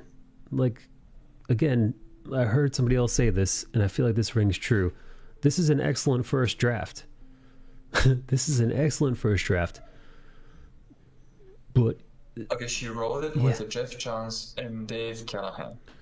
Based Yeah. on a story by, Yeah, but by who Johns was- and Jenkins. who wants to bet that while this was being written, Patty Jenkins had all these grand ideas? Who wants to bet that nobody told her no? Much like Yeah. her having two openers in there, and they were like, pick one, and her saying no, they both go in. She says yes. Yes. Yeah, man, I don't know. Man, yeah. The weird thing is that they've already greenlit a third one. Yeah, but based on zero results of this movie, they're like, you know what, we're gonna do a third one. Regardless, we're gonna spend tens or hundreds of millions of dollars to make a shitty movie that's gonna go direct to streaming. Oh, some people also said that thank God this went direct to streaming because it's that sort of quality. Yeah, it really is VOD quality, man. I'm very glad I did not spend my money in the movie theater. I would have been So, geez, I would have been bummed. There's only been one time so far I was mad about going in a movie. Not mad, actually, I was disappointed. I would have been mad for this one. But I was disappointed when I watched the last Thor movie. What was it? Ragnarok? Really, I loved disappointed. Ragnarok, man. Yeah.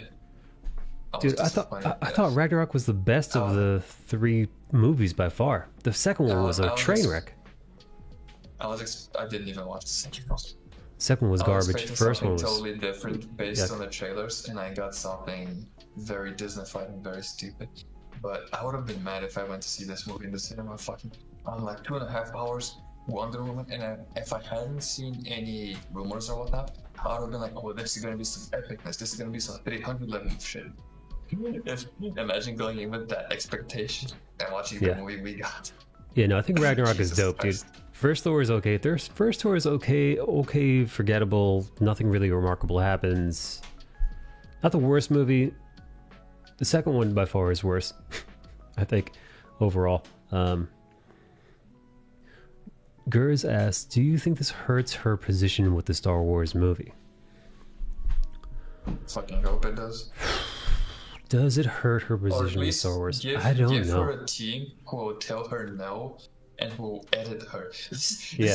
1984 is what is exactly happening in the comics industry for years. That is the problem we've been having for like, what, 5 years now, 10? Where nobody's saying no to the new writers, no one's editing them, and they're hiring people based on their typing instead of their talent and merit. Like, oh, let's just have Patty Jenkins do everything because she's a woman. And look how that turned out. A super long, super bland, super boring movie. Same with the fucking comics. Yeah. Just, yeah, forgettable. You know what, dude? I think this hurts her position with people in the nerd community, if you want to call it that, right? People like us who dissect superhero movies, people like us who dissect sci-fi films, video games, fandom. comic books, any like nerd fandom, you know, movie nerd fandom. Which is the people who pay for a fucking movie. Well, you know, it's part of it, but probably actually honestly a small part, because most normies just watch a movie and then fucking go on about their day. They don't spend hours and hours dissecting nerd film, you know, fucking lore. Fucking. Do you think a normie would enjoy this 2.5 hour blandness? Because I can get it. The target audience, as always, should be the whitest net, the normie, both in comics Right. and Does the manga normie- and movies. I don't know, man.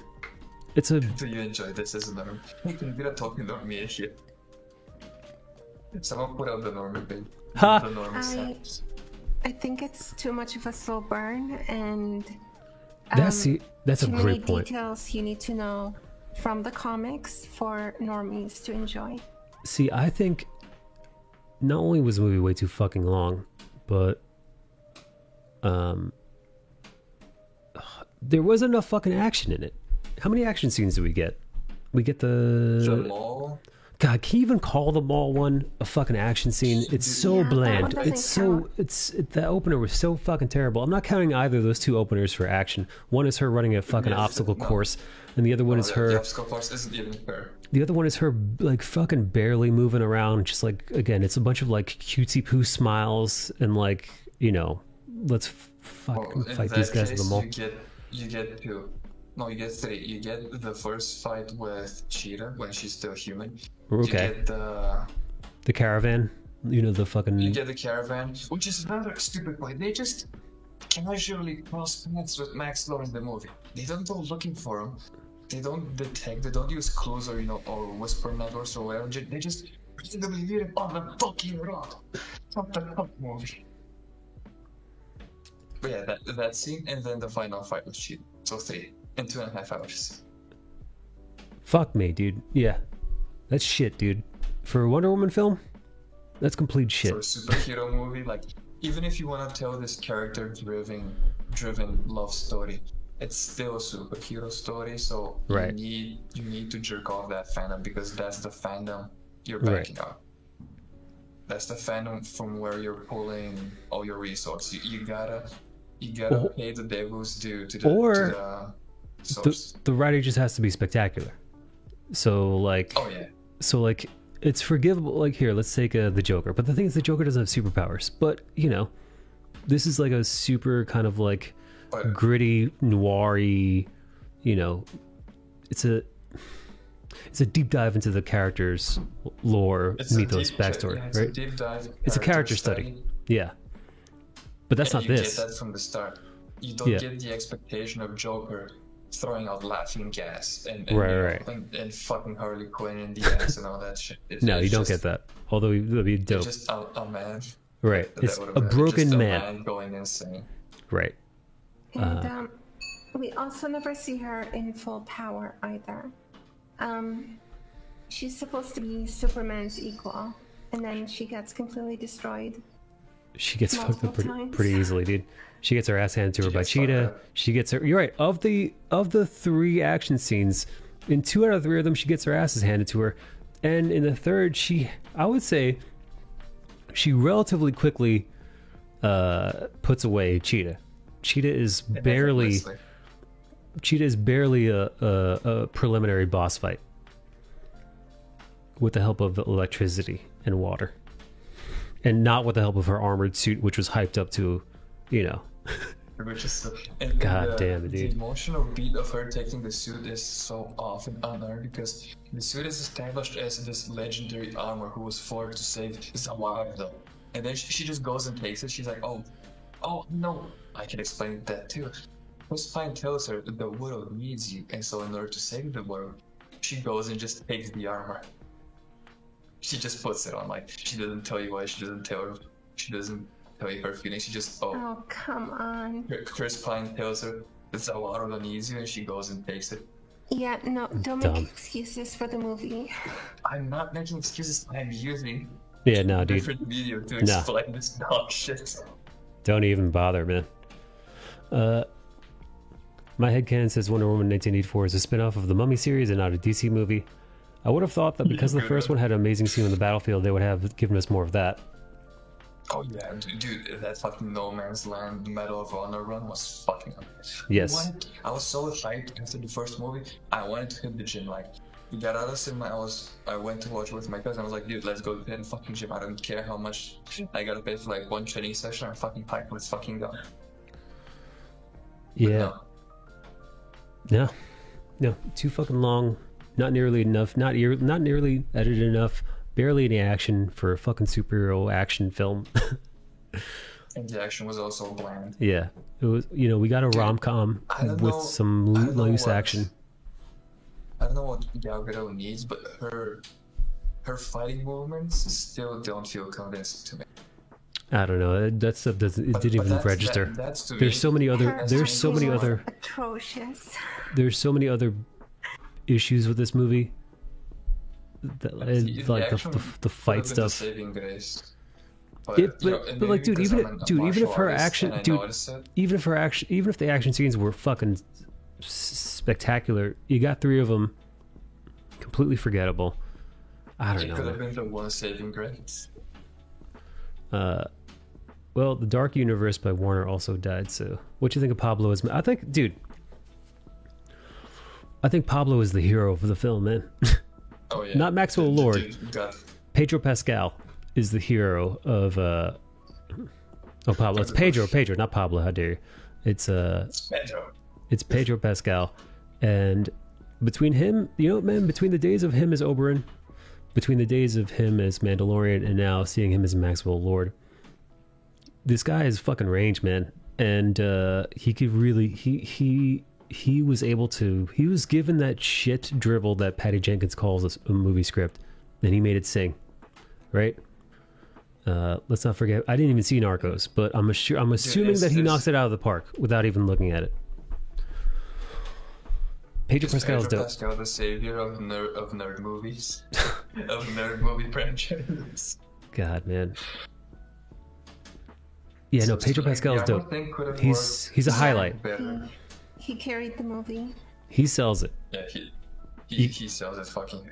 You can, his character is believable and you can relate to him and you can feel his emotions, even though his motivations weren't explained well or his motivations are dog shit. But Oh my god. Can we with talk what about you got.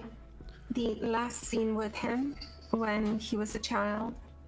That was terrible. That should have been What happened? at the beginning. Oh, your microphone's crunchy again, man. No. Yeah. So Max Lord has this flashback of his father beating he was his getting mom, being beaten. abusive to him. Yes, For I a second, I remember that. thought that was him beating his wife, and I'm like, wait, what the fuck? But then, No. because you couldn't see the back of the husband, and then he turned on like, oh, so this is probably, you know, him as a kid and his dad. But I also said probably. Right. So Maxwell Lord was abused as a kid. And for some reason, he remembered that he needs to go to his son. Oh. I remember seeing him being abused. Oh, but that's what happened to him for the lasso, right? That was the lasso scene. Yeah, the lasso shows him the truth that he was abused, and Dude. he's not with his son, and he needs to be with his son. I was so checked out at that point. I was so fucking checked out at that point. The lasso thing, the satellite thing, they're touching everyone. His motivation being more. If I can have more, why not? Yeah. Why not forehead?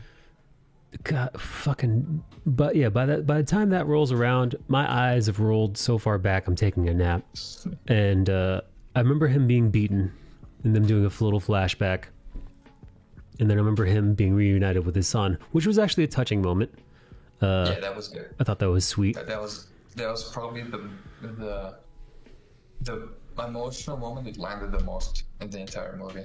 Maybe George Lucas wrote the dialogue for her. I made that analogy. I made the sand analogy first. Yeah. Yeah, No. that last touching moment was probably written by Jeff Johns.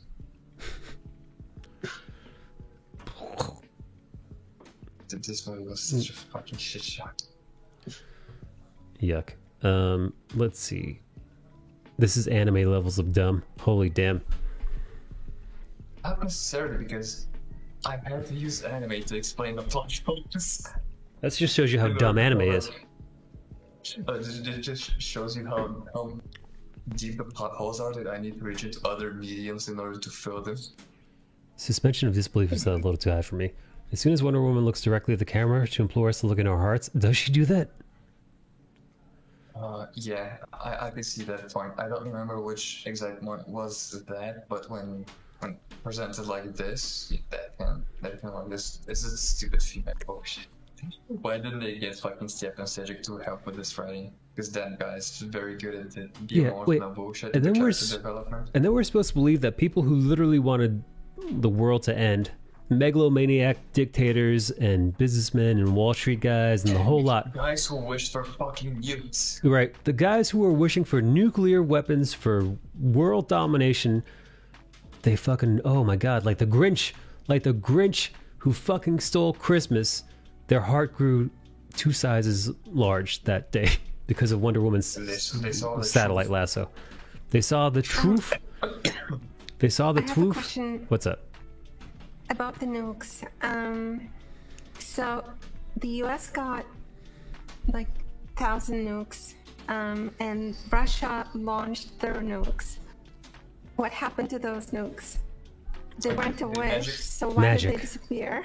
Magic. They actually they show the nukes being Thanos snapped, and then They did show it that, brings us back to but Chris- Mona's point is that the Americans got the nukes and Everybody got launched their nukes, and the Russians launched their pre-existing non-magical nukes. So technically speaking, when the American nukes disappeared, the Russian nukes should have still been in air. Yeah, But and again, also what you this see on movie map is- of Europe. This movie has no fucking consistency to its magical rules. There's no continuity here. So magic is really, so you just have to shrug. You know, Steve Trevor hasn't been alive 55 years. You know, he was flying a crop duster in 1915, 1917, whatever. And now he's fighting a fucking F-16 or whatever, F-4. Who gives a fuck? A fucking jet plane from the 80s. He figured it out. He figured it out in seconds somehow. He Yeah. write it from Phantom. Yeah, my grandparents can't figure out how to send an email, but Steve Trevor figured out how to fly a jet plane, having been born in like the 1800s. Yeah, go fuck yourself. Yeah, You get shown go fuck yourself. And then you're just like, well, magic. You're like, oh, Wonder Woman can turn this. Wonder Woman has only ever turned a coffee cup invisible. She could do, she told us about. Rather, again, exposition. You know, it's the exact opposite of show don't tell. It's tell don't show. And then now she's doing it with a fighter jet. Awesome. That happens too often, man. Too often that's you shrug. Magic, you know. Pedro often Pascal. Pedro Pascal decided to give wishes to people without having to ask for a wish already. But he couldn't do that early in the film. Well, what? Well, shrug. Magic. Yeah, the amount of times I've said fuck you to this movie is Nobody according to the Justice League, no one has seen Wonder Woman since World War One. Except obviously she's still going around the day saving the day, stopping heists that are happening in malls, and then telling people to shush. And then she's Xena Warrior Princess tiaraing all the cameras somehow magically. Magic. Yeah, and with the nukes thing, you get shown a map of the entire world, and everybody magically gets nukes and fires them off. It's probably the fate because fucking space. And then Little black the girl, nukes- don't tell secrets. Shh. And then the nukes get Thanos snap. Like, you see the effect of the nukes Oh. Thanos snapping and turning to dust and disappearing. And then I brought back to the Chris Pine moment. I'm like, what the fuck would you not do that with him? Yeah, The dumb. emotional moment would have landed better if she's hugging him, crying. She says, "I renounce my wish." She literally disintegrates in her hands. She hits her head in the concrete in front of her. She cries a bit more, and then she turns around and starts running. Even though it's still earned, it could have landed a bit better with the people who are a little bit more deadest. But no, we just meant to fucking rape this poor bastard who goes up at the end of That's the right. movie. He's like, "Oh, thank you for your Yeah. clothes." Yeah, Thank you for the dude. compliment on my clothes. You literally raped this dude. Like, technically speaking, Steve Trevor and Wonder Woman are both rapists. And she actually sees the dude's face. She actually meets the dude who she's raped at least once with the help of Steve Trevor, abused his body, put his life in grave danger multiple times. He's been bruised, lacerations, he's been beaten, You know, I'm surprised that guy didn't wake up like, what the fuck happened to my body? Yeah, You know, like, like- he just ran 3 marathons in a day. Yeah, right before she does her retard sprint into the sky, I'm assuming that Steve Trevor's soul leaves her body, and then he comes to bruised and battered on the street, not don't knowing know what the how it fuck works, he's though. doing. You know, God knows where where did his mind and soul go when he was doing this. God, what a fucking nightmare. And again, what if this dude was married? What if he had kids? What if he had loved ones that were depending on him? You know, what about his job? What about his life? What if he was gay? What if he was a homosexual dude that they were using their body for abusing his body for sex with fucking Gal Gadot, which he might find disgusting or repulsive? Let's again, if the shoe were on the other foot, and this was the reverse story, and it was Superman who was fucking Lois Lane in some other innocent woman's body. You know, Lois Lane pops into the weekly come by maid's body, some poor Filipino maid, and Clark Kent's just having at that fat middle-aged Filipino mama's booty. Oh my god. Man, people will be fucking furious. We never hear the end of it. People will be asking for that director's head on a stick. Wouldn't. They also wouldn't. And here's what you. Well, he wouldn't, you 'cause he's would Superman. Also see. Here's what you would also see on Twitter if it was reversed. Women would be like, "I wish I was her. I wish I would get destroyed by Henry Cavill because he's Henry Right. Cavill." And he's That's the thing, handsome." right? So that's the other thing, right? Superman, a well-written Superman would never do that, right? A well-written Superman yeah. would you know? Oh, Mona sailed. Here, we're gonna tell a joke right now. How many of y'all sailed the high seas for this? I have HBO Max from a friend, so I didn't have to. I did. You did? Sailed. I did. I had to do it twice because I downloaded it just to watch it because I was like, maybe it's good even though it's 2.5 hours. And then you watch it, you said it was disappointing, and I instantly deleted it, and I had to re-download it today to watch it. Seki says also jet planes have hundreds of hours pre-flight maintenance and tuning. Yeah, dude, the jet plane was like in the Smithsonian or whatever, fully fueled and operational, fully charged, whatever the fuck maintenance, dude, just right on the landing strip, unguarded, Ready to go. And just he ready to chooses go. That instead of Here's the thing: they also had like a propeller plane right next to it, and I'm like, oh. Yeah. when I thought he was gonna says, take that. I choose that one. I'm like, oh, he's gonna choose the plane. Maybe it's his old plane, like a model of his old plane, because he knows it very well. And maybe he touched it and he says hello, or Yeah. Well, you know like, how planets go with the planes they fly. But no, he can start fucking it. well, Seki brings up the stuff about the pre-flight. It takes hours of pre-flight maintenance in order for a jet fighter to fly, of course. But also Whiteboardist, who I believe was in the Air Force, said he went to pilot training. And I'm assuming he's got some idea of the amount of training, hours of flight time that it would take in order to fully know what the fuck it means to fly a jet plane versus flying a crop duster. What if you're saying what you're saying? If what you're saying is true about the movie, I'll sail before paying HBO. I suggest you do. HBO has got some. Honestly, only if you want to see it out of like morbid curiosity would I recommend even wasting the bandwidth on that. But if you're curious, join on us shitting on it. yeah, if you're curious Like just to a see later day. what people are shitting on, by all means, go for it. That's why they picked that Lifetime movie looking dude. I watched on HBO Max on my phone at work at a 12-hour shift, and it took me 4 hours to get there. I'll tell you, it felt like 4 hours watching it. Yes, I do. Yes, I do. That's why they depicted what they depicted was absolutely insulting. Oh man, no, I haven't, but I'm watching a review. So isn't there also a difference in like G-force with a crop duster compared to an F4? Yes, dude. There's so many differences, man. Come on. Like how does he not have a reaction with what the fuck is pushing me into my seat? Yes. Yeah, dude. No. Yeah, no. The amount of G-force that would come on, man.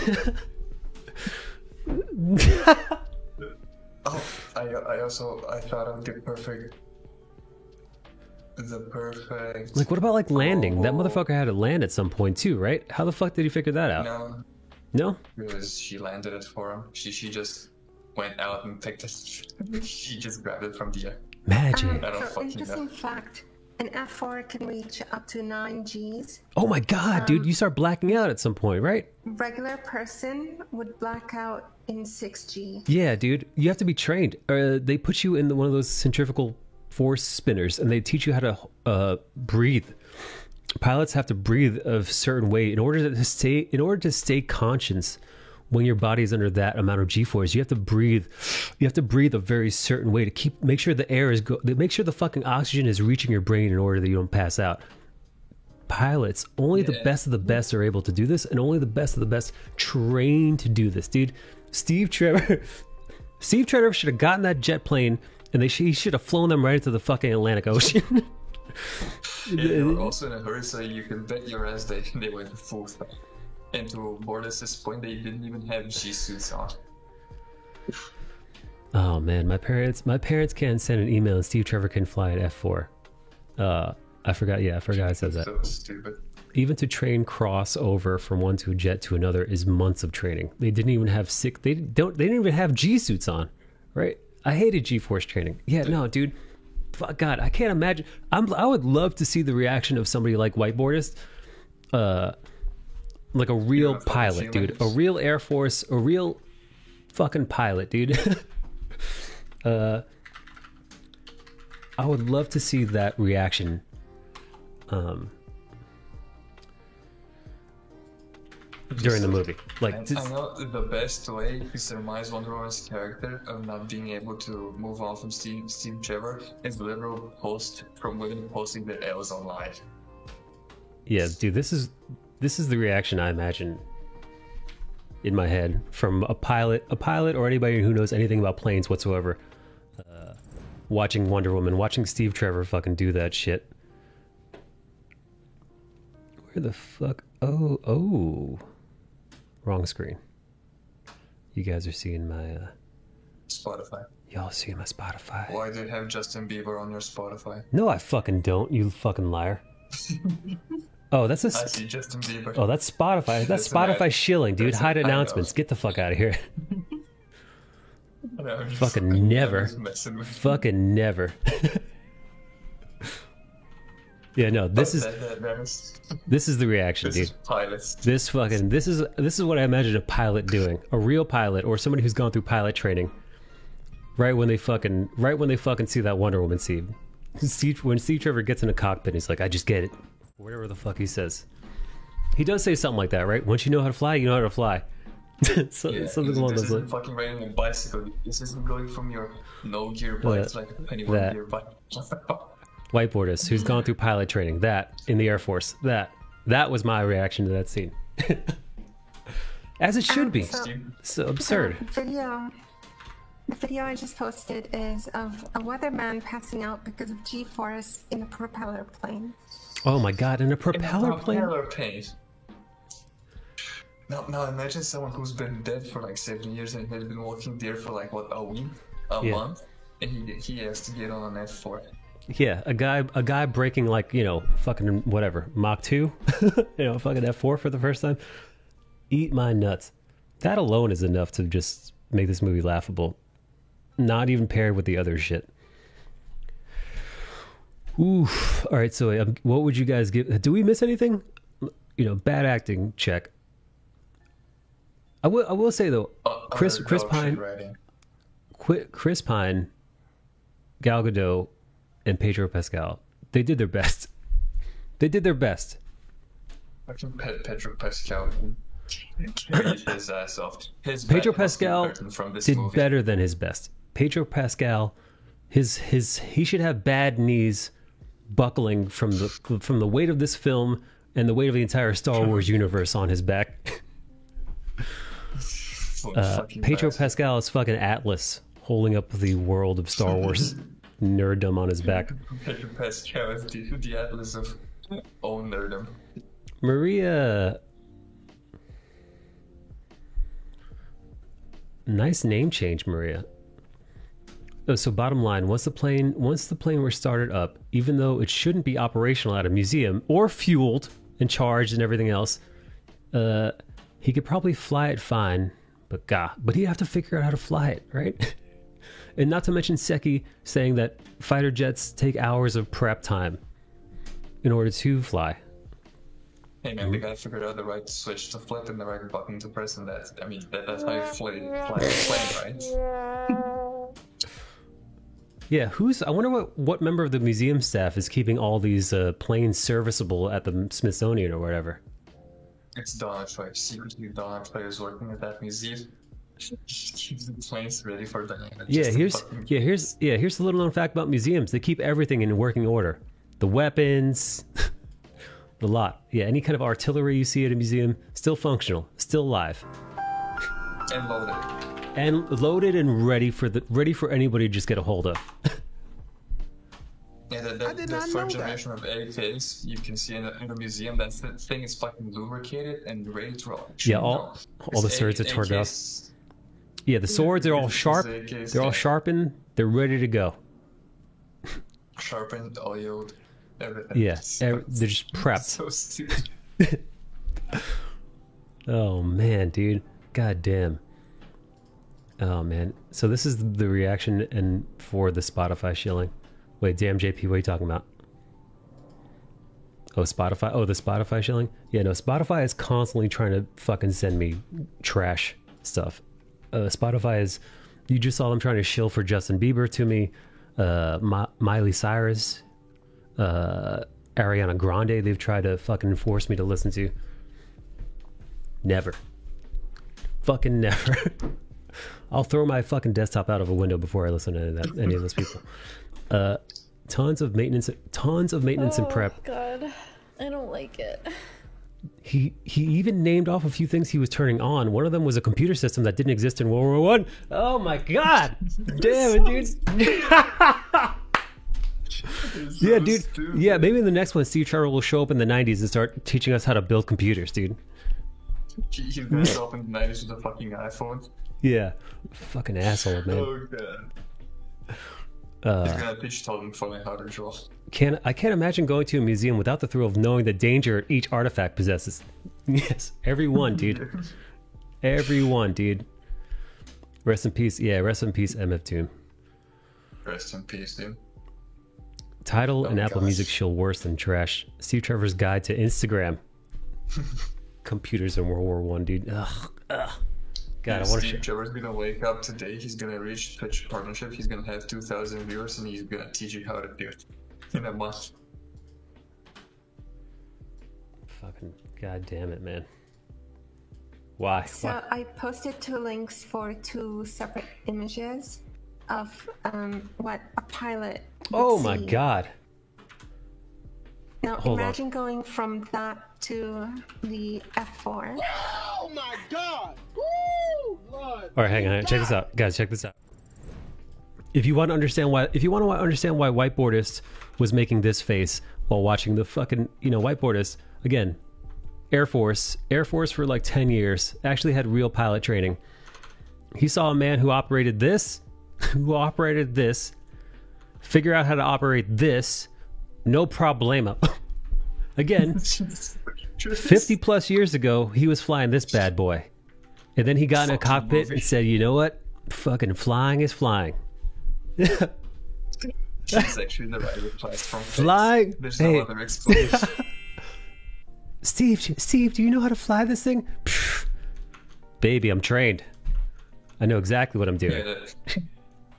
Imagine they're having sex and he's going to put it in her ass, and she's like, "Did you put an S in? Put it fucking his fucking baby."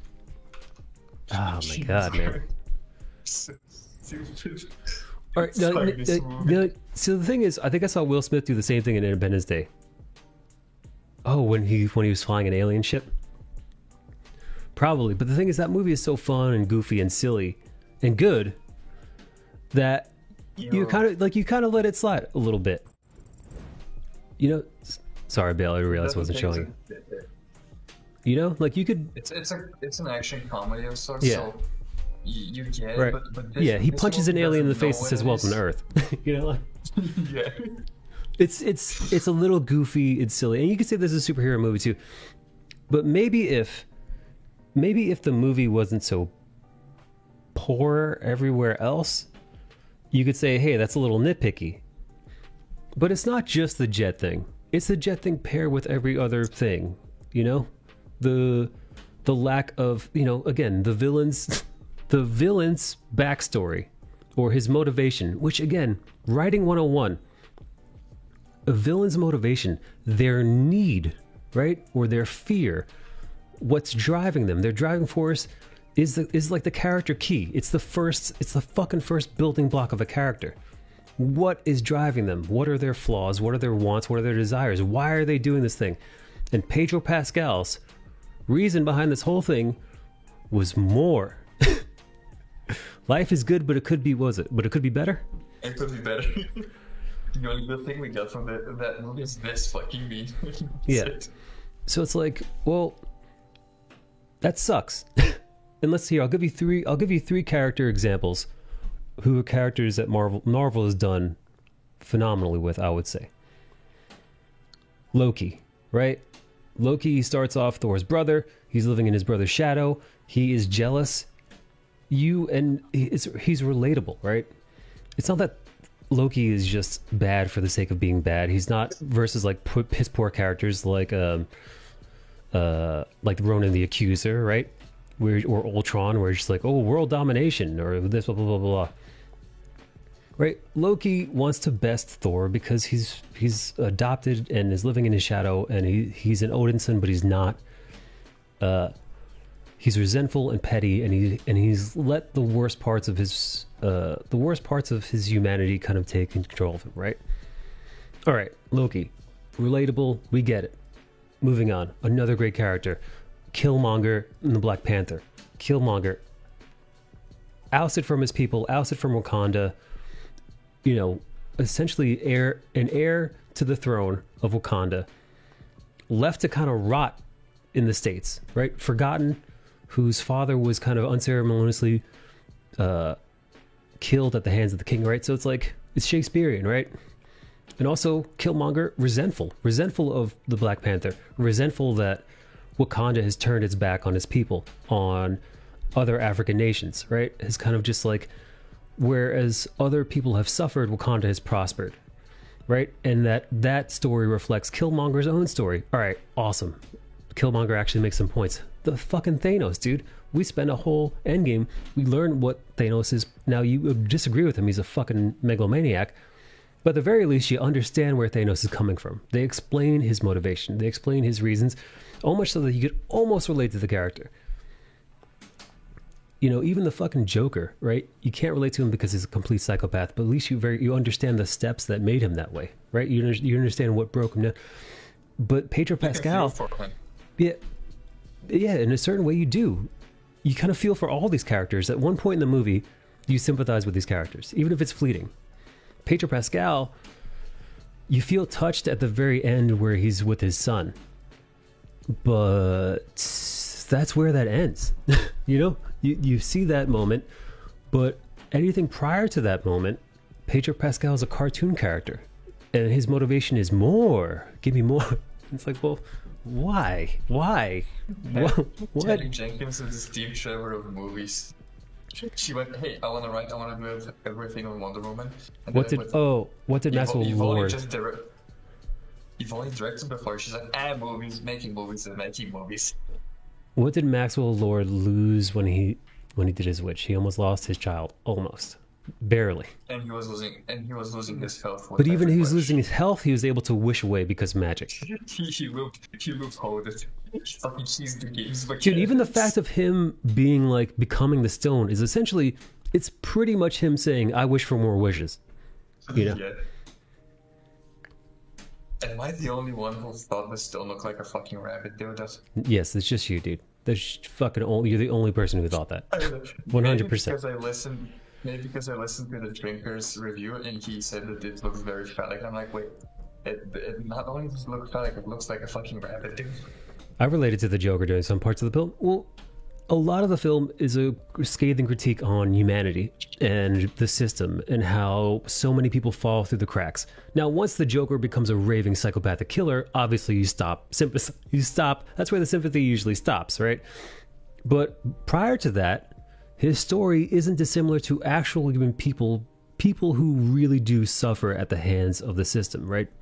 People who suffer at the hands of late stage capitalism, even, right? The people who are at the very, very, very, very forgotten bottom, right? Yeah, I get it, man. That fucking sucks. You know, but again, that's really good writing. That's really good scared storytelling. That's a character arc, baby. That is an in-depth character analysis, and it's stellar. Stellar enough to win awards for, you know, when Hollywood decides to jerk itself off during award season. That is not Wonder Woman, baby. Yeah, Wonder Woman, even Wonder Woman, the Wonder Woman that we knew in the first one is not this character. This is a different character completely than the one that we know here. Yeah, to quote your boy Zach, they write cartoons, not characters, which is not a good thing. All right, hang on, I gotta pee real quick. I'll be right back. Right, I'll hold it down. To Whiteboard's point, yeah, you could say that he valued his health more than his son. You could also say that at that point he valued his health more than his son. I don't know. But here's another gripe that it's not a gripe. Maybe it's like a discussion about the stone. If you lose a little something by getting a wish granted by the stone, if you wish to become the stone, shouldn't the reverse damage of that wish be greater too? Like if you wish to become the stone, shouldn't the damage to receive be proportionate? Like, oh, I wish to be the stone, and you did. It's like, oh, a wish is a wish. Never mind how big it is, so I can take 5 damage and wish to become the stone. It's so stupid.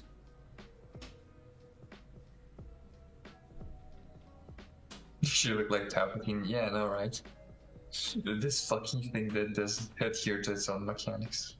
Not that it had any established mechanic beforehand. It says, oh, Wonder Woman is a woman, and she's, oh, that reminds me, Jesus fucking Christ, that lesbian date they had at the start of the movie where they just kept telling each other how awesome and how wonderful and how amazing they each are. It was so fucking cringy. At that point in the movie, I was like, okay. I was doing the Long Beach Griffin. I'm going home. What? I'm going home. Fuck this move. It's so stupid.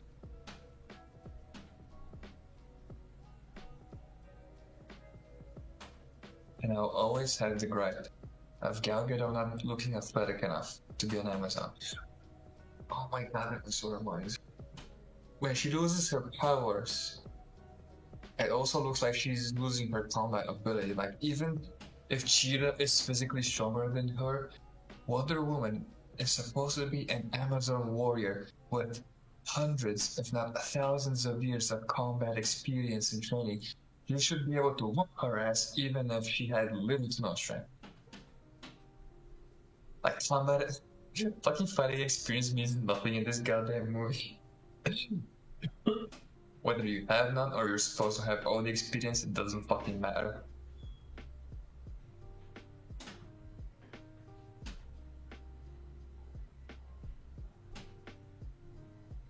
Yeah, in the comics, Cheetah is one of her biggest enemies. She very often fights her. Cheetah hates her for some reason and asks her, "Why do you always fight me? Why do you hate me?" She's like, "No, I don't hate you. I'm your friend. I still want to help you."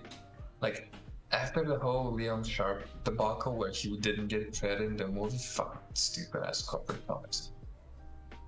There were some pages shared of like a very, very touching moment between Diana and Cheetah. But Jesus fucking Christ. It just fucking was. When it comes to it managing any of the comic book source material, it's fucking failed at every step. Alright, I'm back. What'd I miss? You missed us discussing how, you know how when you wish on the stone, you get some reflected damage on you, you lose something? Mm-hmm. But when Max Lord wishes to become the stone, shouldn't that reflected damage be proportionate? Shouldn't he look like fucking Palpatine? Or is it, oh, you get 5 damage reflected no matter what, no matter how big your wish is? Yeah, no, dude, that was just a weird loophole, man. This fucking thing doesn't adhere to its own mechanics. And Patty the other Jenkins thing especially I said was- She wrote Wonder Woman fights a genie. Is really what she wrote. Yeah. It It was wasn't even Wonder Woman. It's like superhero girl, female superhero fights genie. Because the other thing I mentioned is that when she loses her power, she also looks like she's losing her combat skills and experience. And she's supposed to have hundreds, if not thousands, of years of combat experience. She should be able to whoop Chia's ass, Right. even if she had like regular girl strength. Right. Because when you've been fighting for like hundreds of years, you should literally know everything about Yeah, fighting. she's been training for thousands of years, dude. Oh, and the lesbian date and stuff of the movie got me cringing so hard. I was ready to leave the movie right there. Lesbian bait? What are you talking about?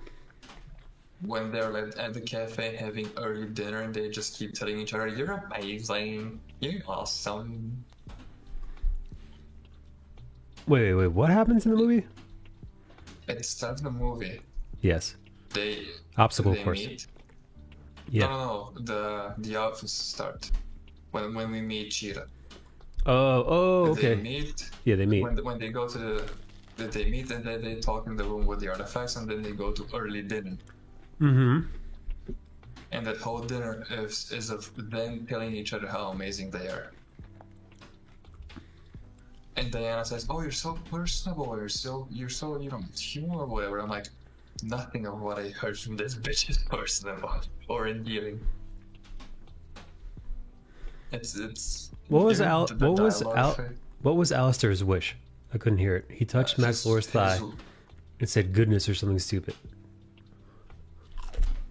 Alistair's wish was for his he father wished to for come his back. dad's greatness. Oh, and that too.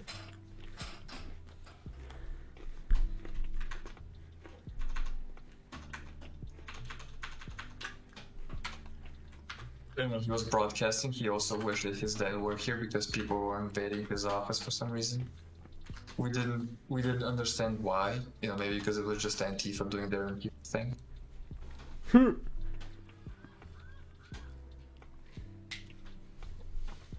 I thought Cheetah was like a woman who sold her superpower. She kind of does in the movie, She a little bit does. but not in the same manner. Like in the comics, it has nothing to do with fucking G. No, in the comics she's cursed, I believe, right? She's like Yeah, she's an archaeologist who gets cursed. Although Cheetah's backstory has been changed and maneuvered and rewritten a bunch of times. Actually, similar to Wonder Woman herself, there isn't really a consistent singular story to Cheetah's backstory. Yeah, which needs to get fixed. Fucking editors and comics, get your shit together. Choose one. I did not choose the movie one because I will fucking riot. Alistair should have lost his dad after the wish. Right? Yeah, because he wished his dad was there, and then his dad is there. And his dad's greatness. Oh yeah, his dad's great. I'm over it. What do you give? I'm All right. great for you, son. I wanted to be proud of me. What, All right. The name wish for your greatness. What do you guys want to? Daddy. What do you guys give this movie? Daddy. Out of 10. A refund out of 10. Yeah, I was gonna say a skip out of 10. A skip out of 10? No, for real. What, give it a number, numerical, 1 to 10. 3. I would say A 3 4. because It's Pedro below Pascal average. fucking rocks. I give it a 5. A generous 5. Y'all are being generous. I was ready to quit this movie 25 minutes into. I had to pause it because I was like, wait, why do I want to quit so early? Then it's like 25 minutes and I'm like, oh, I cannot do that. And then I went on Seki to says- Final Fantasy 14. Seki says 3 out of 10. Forrest says -1. All right. He says no. Okay, fine. It was 3 or 4. 2 and change. 250. Best I can do is 250. 250. 250. 2 out of 10 did not watch. Fucking best. Will you watch though? I after shitting on this movie for like 3 hours straight. Will you watch after our review? Maybe. If you want to yuck it up. The thing is, I don't think this movie, I don't think is one of those movies where it's so good it's bad movie. You know, the movies where it's like, you know, like it's good. like The Room kind of thing, you know.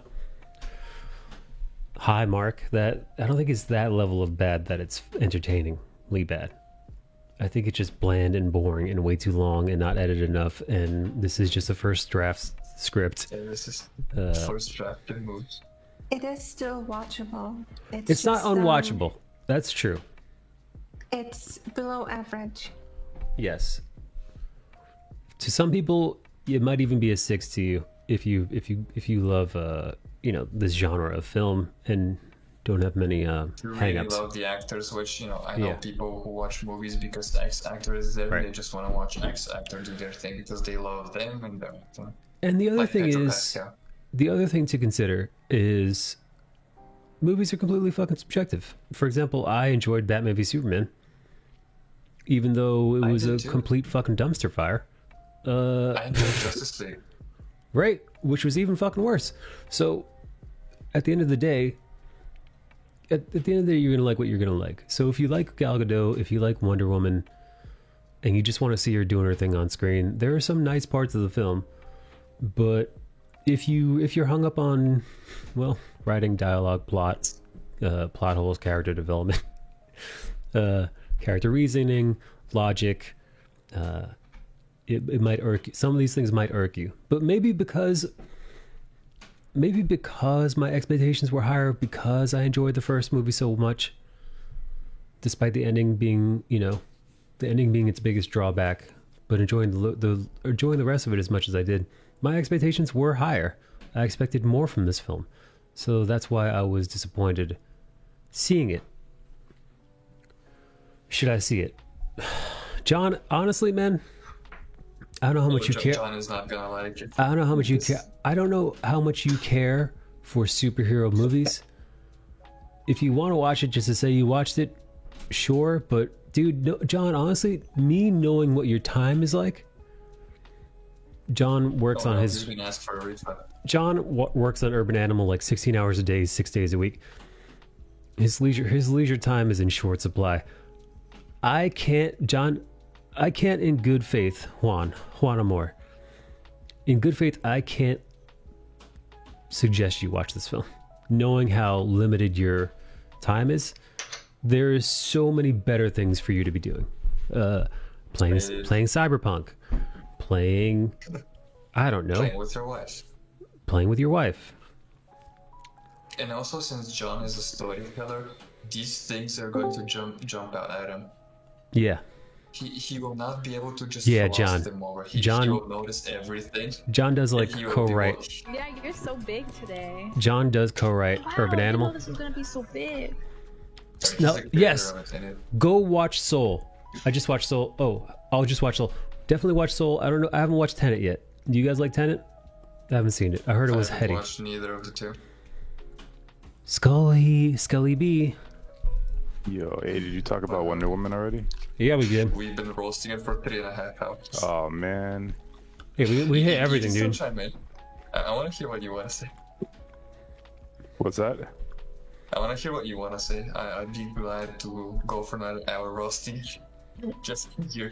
Um, Oh, I'm eating samosas, mean- by the way. Indian food. No, but go on. Oh. Go on, I'm Skull not Bash. sure what went. I don't know what went wrong in this film. Oh, dude, oh Wait. man, if you don't want to know, I will sub No, like no, next no. week. check out the Like VOD. next week. Why? Because you're too poor. We to broke afford down every fucking reason. $4.99 today. Nikki, Love 39 one. fucking months, almost 40 months. Nikki, Hey, 40 months. Damn. Thank you, Nikki. Nikki, you animal. Momo had sexual Nikki intercourse Savage. last night, but we're not talking about it. We're talking about Wonder Woman, how bad it was. Jesus No. Christ. But wait, hold on. Wait, so Momo gives Wonder Woman. It's pegging time. Skullbash, what do you give Wonder Woman 1 out of 10? Because I gave it a 5. Momo gave it a 4. Bill gave it like a 3.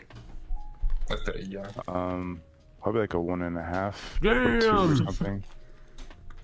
I mean, I gave. I mean, a refund I was. initially, Just but a little bit. I think I went in a little bit Okay, too expecting Too hype. a lot Me too. because I love the first one Yeah, me too. Same. and A big disappointment. except for the ending, but there was just so much Same. potential and Wasted. it was so cringy. Like there was So corny. The dialogue should is so us cheesy. Should us having higher expectations from the first film be a bad thing though? Because that's how you establish, fandom. You set up good expectations, high good faith with the first movie, and then you just ride that wave, and then that's how you create lasting success. Yeah, how do we go from having a mythical villain to I mean the potential of, even if it's, to me it was like fighting a genie. That's what exactly. Oh my And- god, dude! You literally just quoted what I said. But there was no genie there. I would have No. loved to have maybe seen like a CGI. But even a genie. character. All right, let's say. Listen, the biggest genie that we all fucking know and love, Robin Williams as the genie in the Aladdin, right? Which is a children's film, which means the bar could be set immensely low because it's a film for a child. But it isn't, right? Robin Williams, he's endearing, he's beloved, but you understand he is enslaved by the lamp. However, he's enslaved by the lamp. He's been abused and mistreated, and he's been waiting for several millennia, to escape. And he wants to escape, right? That's his motivation, right? Yeah. Pedro Pascal's motivation is, Genie, you could summarize his motivation. He's enslaved and he wishes for freedom. But he can't ask for it because he's a slave. So it has to be given to him.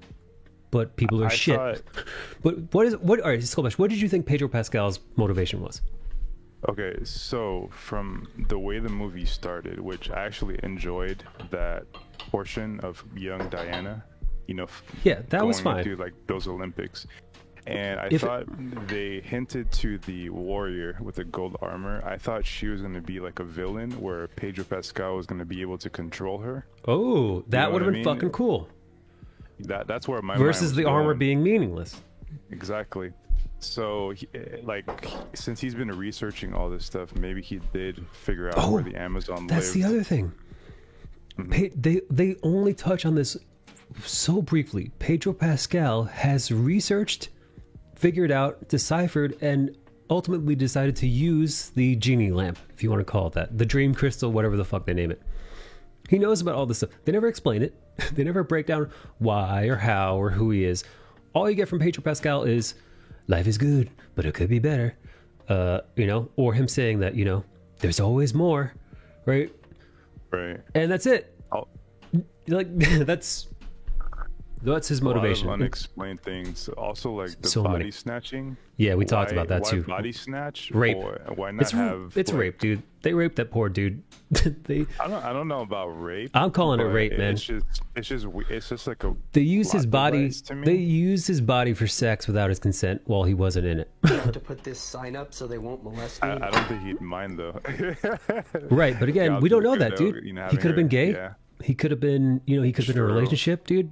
I mean, again, if the shoe were on the other foot, people would be fucking outraged. Like, But what I don't understand is That's a okay, concept. so unnecessary. We're dealing with magic. how did his face like turn back into Steve? It doesn't. It's all in Diana's head. Oh, Yeah. okay. She But again- sees him as Steve because But it's again, his soul on the so, inside. dude, just listen. The only reason why they keep that motherfucker around is because at the end of the film, they want to show that Diana, much like Mona, is ready to have sex with new guys. It's weird as shit. But that Doesn't quote look right. that quote It looks unquote unnatural. payoff still happens if you magic Steve Trevor alive, right? Because you're magicking everything else. You're magicking more wishes for Cheetah. Corey's got eyes you could come on you guys. You're magicking all kinds of shit, dude. And you're not.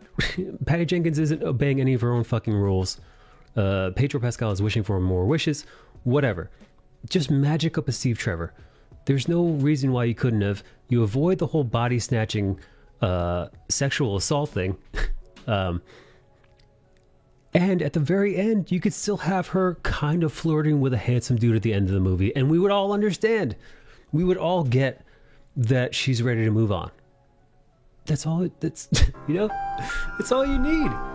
Completely unnecessary. Also, Cheetah's character, the way she was written, also completely unnecessary. Why would we have like the nerd that no one talks to? That's such a cliche thing that's been done over and over, and it doesn't work. Pointless. Or like, I haven't seen it, but it sounds like a missed opportunity. A wishing stone could have been the helmet of Dr. Fate instead. Patty just wanted to have a callback to the outfit he wears. Oh my god. Forgot about that. Oh, Jesus fucking Christ. I've watched Hamilton. It's fine. I don't particularly love it. I don't particularly hate it. I don't like the music all that much to Hamilton. Hamilton to me felt like it was overhyped. But I'm a straight man. I don't like musicals. I'm very heterosexual. So musicals really aren't my jam. Yeah. What did you think of the CGI fight with Cheetah? Horrible and dumb, and they don't explain. The guys in here had to explain to me that Wonder Woman wasn't affected by lightning because she's this daughter of Zeus, but they figured that out. It wasn't told to us. It wasn't shown to us. We never saw her absorbing lightning or being immune to lightning. It's just she's wearing her gold-plated armor in the water, and when a live wire enters the water, Cheetah's toast. She's crispy now, and Wonder Woman is A-okay. He's gay! Well, that's Lin-Manuel sounds like Bugs Bunny. Jesus. Hey, I like Lin-Manuel. He seems like a nice guy. But no, why was that gold armor so weak? Dude, that's the other thing. I had to there's so many things that we aren't given explanations to, and one of the few things that we are, right? Again, to point to the show don't tell principle, right? The show don't tell principle is Wonder Woman learning how to fly, right? We did see her discovering that with Steve Trevor. Okay, awesome, that pays off.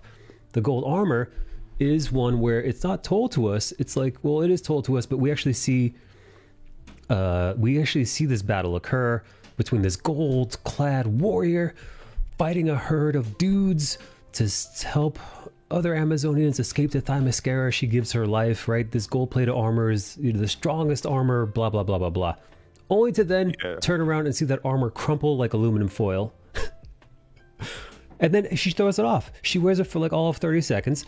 It provides no protection whatsoever. And that's it. The end. End of armor. Gold is a soft metal. Yeah, but they make it to a point where it's not just gold. It's a combination of various. It's probably enchanted as well. You know what I mean? Yeah, no, this is supposed to be like some high tier legendary armor. We all know the RPG stuff. Exactly. Yeah.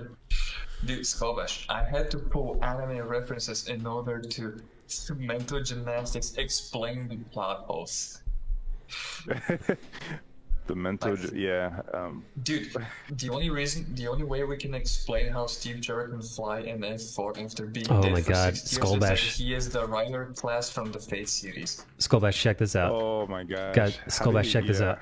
Dude, this is how bad it is, because I didn't realize the extent of how bad it is, but we've had Whiteboarders was in the Air Force for 10 years and actually did some pilot training, and he was telling us how bad it was. But this is the cockpit of something that Steve Trevor would have been looking at in World War I.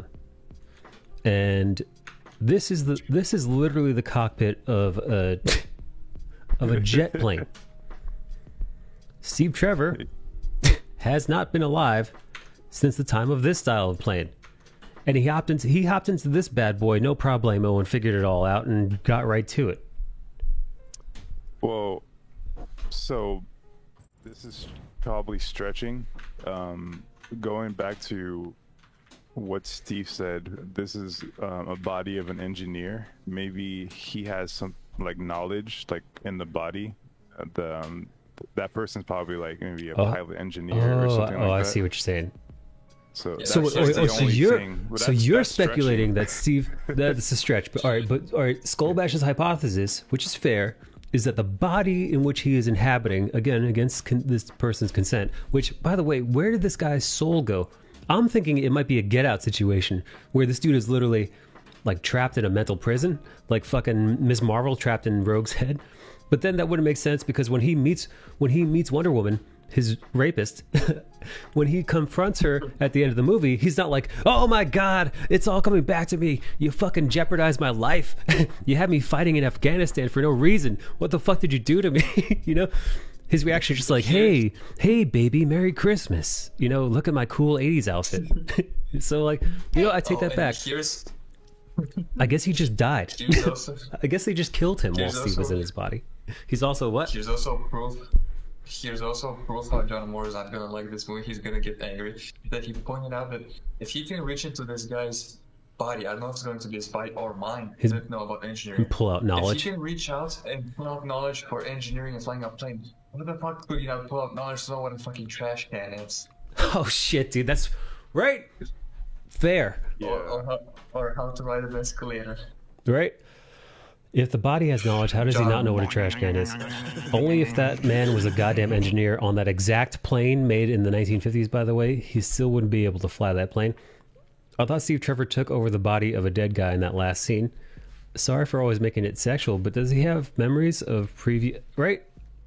Dude, this movie is out of control, man. Patty Jenkins makes rules, and then in the next scene breaks those rules that she's made. I don't know what happened, man. It's like... I told you what... Well, dude, I think... Dude, she needed more time writing the script, man. The script is the opposite of solid. The script is quicksand. And I actually... Even the bones of the script, I would say, are bad. Where it's like... Right. It's Wonder Woman. Wonder Woman in the 1980s fights a genie that briefly takes over the world, right? Or just fights a genie. Like, even that is she weird. Doesn't even fight him. It's weird and it's flimsy. And maybe the best writers might make that work. But you're already Jeff Jones write it by himself. Yeah, it's an uphill battle right off the bat. It sounds like a porn spinoff. Yeah, dude, it's such a missed opportunity. It really is a missed opportunity. Porn spinoff and review that in Paris. Because the porn spinoff is also 2.5 hours. Dude, I would have loved to have seen at least 20 minutes of like a fight with a woman in gold armor. There are only 3 action scenes in the whole movie because we're not counting that fucking the two openers, by the way. Right. We're not counting the obstacle course as an action scene, and we're not counting that weird bank heist where she's winking at little black girls and like, you know, I don't know, holding up men upside down. That was so weird. Because it doesn't fit totally with any of the other moments of the film. And it doesn't. The little girl like weirded me out, man. Like, yeah, no, dude, like, or even between those two moments, baby Wonder Woman at the Amazon Olympics versus adult Wonder Woman in the 80s, it feels like we're watching 2 entirely different films. Regardless, minus those 2 scenes, we get fucking god damn it, dude. We only get 3 fucking fight scenes. The first cheetah fight, the caravan fight in the Middle East, and then the last cheetah fight. And both the cheetah fights, the first cheetah fight's kind of cool to see Wonder Woman get her ass kicked. The second one it's okay, but it's forgettable. And the last one lasts all of 5 minutes, and there's no threat to Wonder Woman ever at all, despite them shredding that armor like it was made of plastic fiberglass. They're fighting in darkness to hide the CGI. Gosh, I can't wait for Jenkins to do Star Wars, I guess. Dude, listen, Jenkins has done good stuff. Look no further than the original Wonder Woman, but she's not... She directed that. She directed it. They put her at the end. What the fuck? Yeah, dude, she directed it, and she should stick to directing, man. But the problem is, she's too powerful. She's too fucking powerful, man. No, dude, studio executives, they can't tell her what to do. They can't tell her what she can and can't write. I'm sure Lucasfilm bought Patty Jenkins for an exorbitant amount of money to direct her thing. So they're not gonna. I don't think Lucasfilm, especially being run by Kathleen fucking Kennedy, dude, that lunatic. Kathleen Kennedy is not, because the Force is female, going to tell Patty Jenkins how to do her job. Nor, even if she could, would that be a good idea to do? or guess what? even if Patty Jenkins was having piss poor ideas like the one that she just showed us in this movie, Kathleen Kennedy can only make it worse. Yeah, if Kathleen Kennedy was actually involved in this Wonder Woman movie, this Wonder Woman movie would somehow be even worse than it already is. With that said, I would not be excited for whatever Patty Jenkins is going to be doing for Rogue Squadron. I would not. I would keep your hopes about as low as humanly possible. Yo, John, I'm gonna make you even mad now. You know how at the end of the comic book movies they usually credit the people who have worked on that title? Liam Sharp was not credited at the end of this movie. I don't even know what the fuck that means. Oh god, no Star Wars. Hopefully she loses her movie like Dan and Dave did after Botch. That's right. So for those of you who don't know, the two guys who were responsible for both creating beautiful and destroying horribly Game of Thrones. I forget their fucking full names, but Dan and Dave, whatever their faces. They had like a Star Wars deal in the works, as well as like 4 other like spin-off Game of Thrones shows. This is all done when Game of Thrones was at its peak. They're at their oh, you know what? David Weiss and wait, is it Dan Weiss and David Benioff? Whatever. Who gives a fuck what their names is? When they were hot, Nobody cares about when this. they were hot, they were the talk of the town, and Hollywood wanted them working on everything. And then the fuck fest that was that final season of Game of Thrones was so bad, so bad it killed an entire fandom. For the better part of a decade, you couldn't escape Game of Thrones shit and paraphernalia and trinkets and everything. You know, people were, oh, where do you house this or house that? Blah, blah, blah. Joffrey this. Fucking Ramsay Bolton that. It went from that to fucking being gone. Could you imagine if that happened to Harry Potter? Imagine if Harry Potter was so bad that it literally wiped the fandom off the face of the planet. Oh my god, dude. Anyway, it also wiped Dave and Dan's career off the planet as well. When they nuked this franchise and they nuked their own careers, they had a deal in the works for multiple Star Wars films, but after the tragedy that was the last season, they got axed. Same thing as old what's-his-face, old roundhead douchebag Ruin Johnson himself, old Rian Johnson. He was allegedly, before The Last Jedi premiered, was going to get his own spin-off Star Wars trilogy, they were saying. And when that movie fucking tanked completely, Rian Johnson lost his Star Wars movies. So Star Wars is fucking fickle about who they hire and who they promise things to and who actually gets to make them. Dude, both WWE films have a single token shot. On the first, when they go take the boat to their destination, there's a single black guy in the crowd of soldiers. And then in Wonder Woman 1984, there's a little black girl. No, there are more shots. It's not just one token shot. I looked for that. He was counting. You racist motherfucker. No, it's with the most. He was counting the black people. He had a tally. It was so bad. Even Socio-political thing. Like I've become hyper aware of this bullshit, which also makes it good for reviewing. Yeah, he was waiting. Yeah, he's over here checking to see if it passes the Bechdel test. Yeah, check out the tweets I sent in chat. Cheetah may have been my favorite thing to draw in Wonder Woman Rebirth. Such a great layered character. Why are you showing me this? I linked 3 tweets. This one that you're looking at is it wrong to feel Cheetah. a bit sad? Wait, hold on. Is it wrong to feel a bit sad I didn't make the thank you list in the new Wonder Woman movie? I mean, I did draw the Cheetah storyline and was the main artist on Rebirth, drawing the most issues of the series. Glad to see Greg and Nicola was on there. Wait, what? Incidentally, this was pointed out to me. Cheetah storyline they're representing here. Usually in a comic book movie at the end, they credit all the comic book creators who worked on the storyline they're taking from.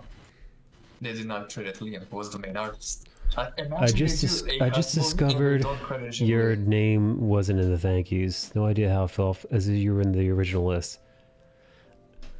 I don't know. I think this is a fucking nothing thing. I think this is who gives a shit. Okay, change Liam Sharp with Jim Lee and get a Batman Hush movie. I don't think. What do you guys think? I don't think it's a fucking big deal. I don't think anybody. I feel like the thank yous there are fucking not even symbolic. A bad movie that fucking nobody even looks at. Who even fucking looks at the credits? Who gives a shit, dude?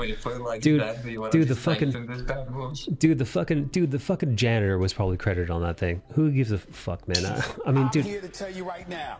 Dude, I know people who've like worked like fourth tier jobs at some like a third rate CGI company that did like a couple of frames of Doctor Strange and ended up in the movie thank yous for like a split second. Who cares? I mainly wanted to make John mad with that because he would care. Like, imagine. I mean, it sucks. Being the main artist on like an Urban Animal spin-off and not being credited. Or John not being credited. Yeah, but this dude didn't create. This dude didn't create Cheetah, right? He's not like Bill Finger. He's not Bill Finger or Bob Kane. Like, yes, he wrote him, and but he drew so did. Storyline. So what, dude? So did many other artists have drawn their own Cheetah storylines. I don't know. It's fucking weak. It's not that big a deal. This guy's. It's fucking weird that he went to Twitter to bitch about it. Hang on, I gotta piss again. If you don't have any like say in the creation of it, then it's not really that relevant. Yeah, if he was working on the movie set, I feel like then he'd have more of a leg to stand on.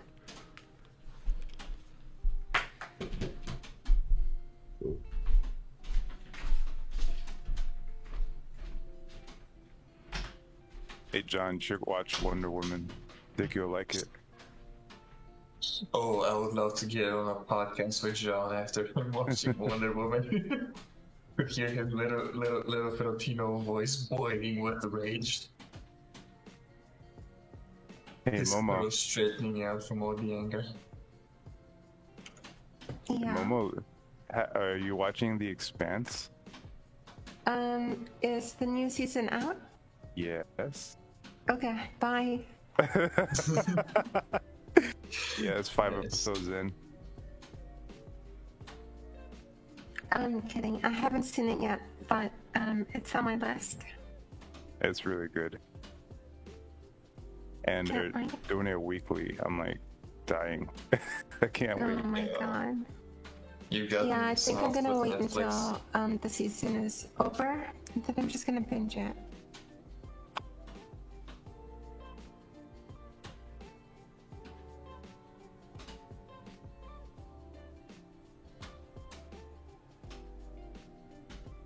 Kung Fu Hustle 2. Oh shit. I would love to see that. I didn't even know that was in the making. Skovash, did you have a need to cleanse your entertainment palette after watching Wonder Woman? What did I watch after? What's Kung Fu Hustle? Oh man, you gotta watch that. Oh, bro. It's funny. You need to watch it. I don't remember. I think I watched something. No, but did you feel like I gotta watch something that's good, please? Yeah, it was actually pretty long of a movie, and when it was over, I'm like, oh, I still have some energy to watch something else. I just don't remember what I was watching.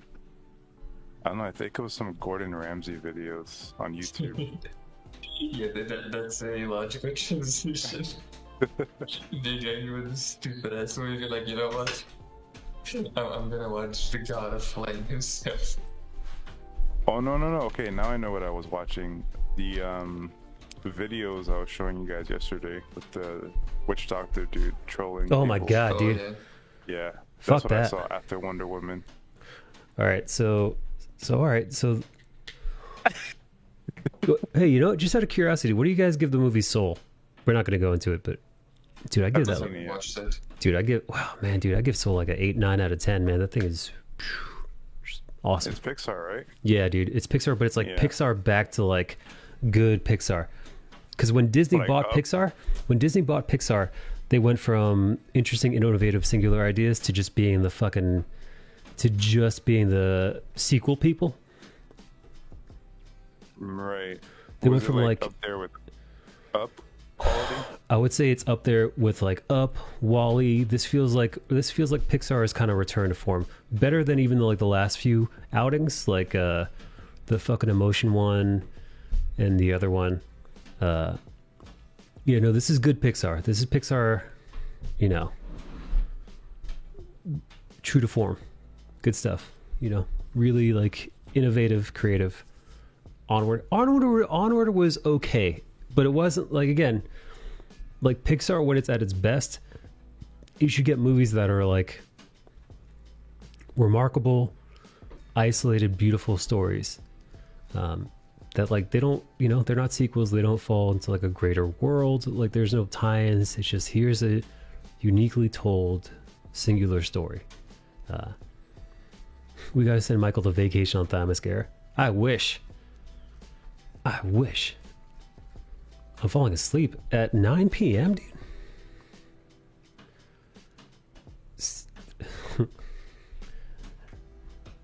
Hang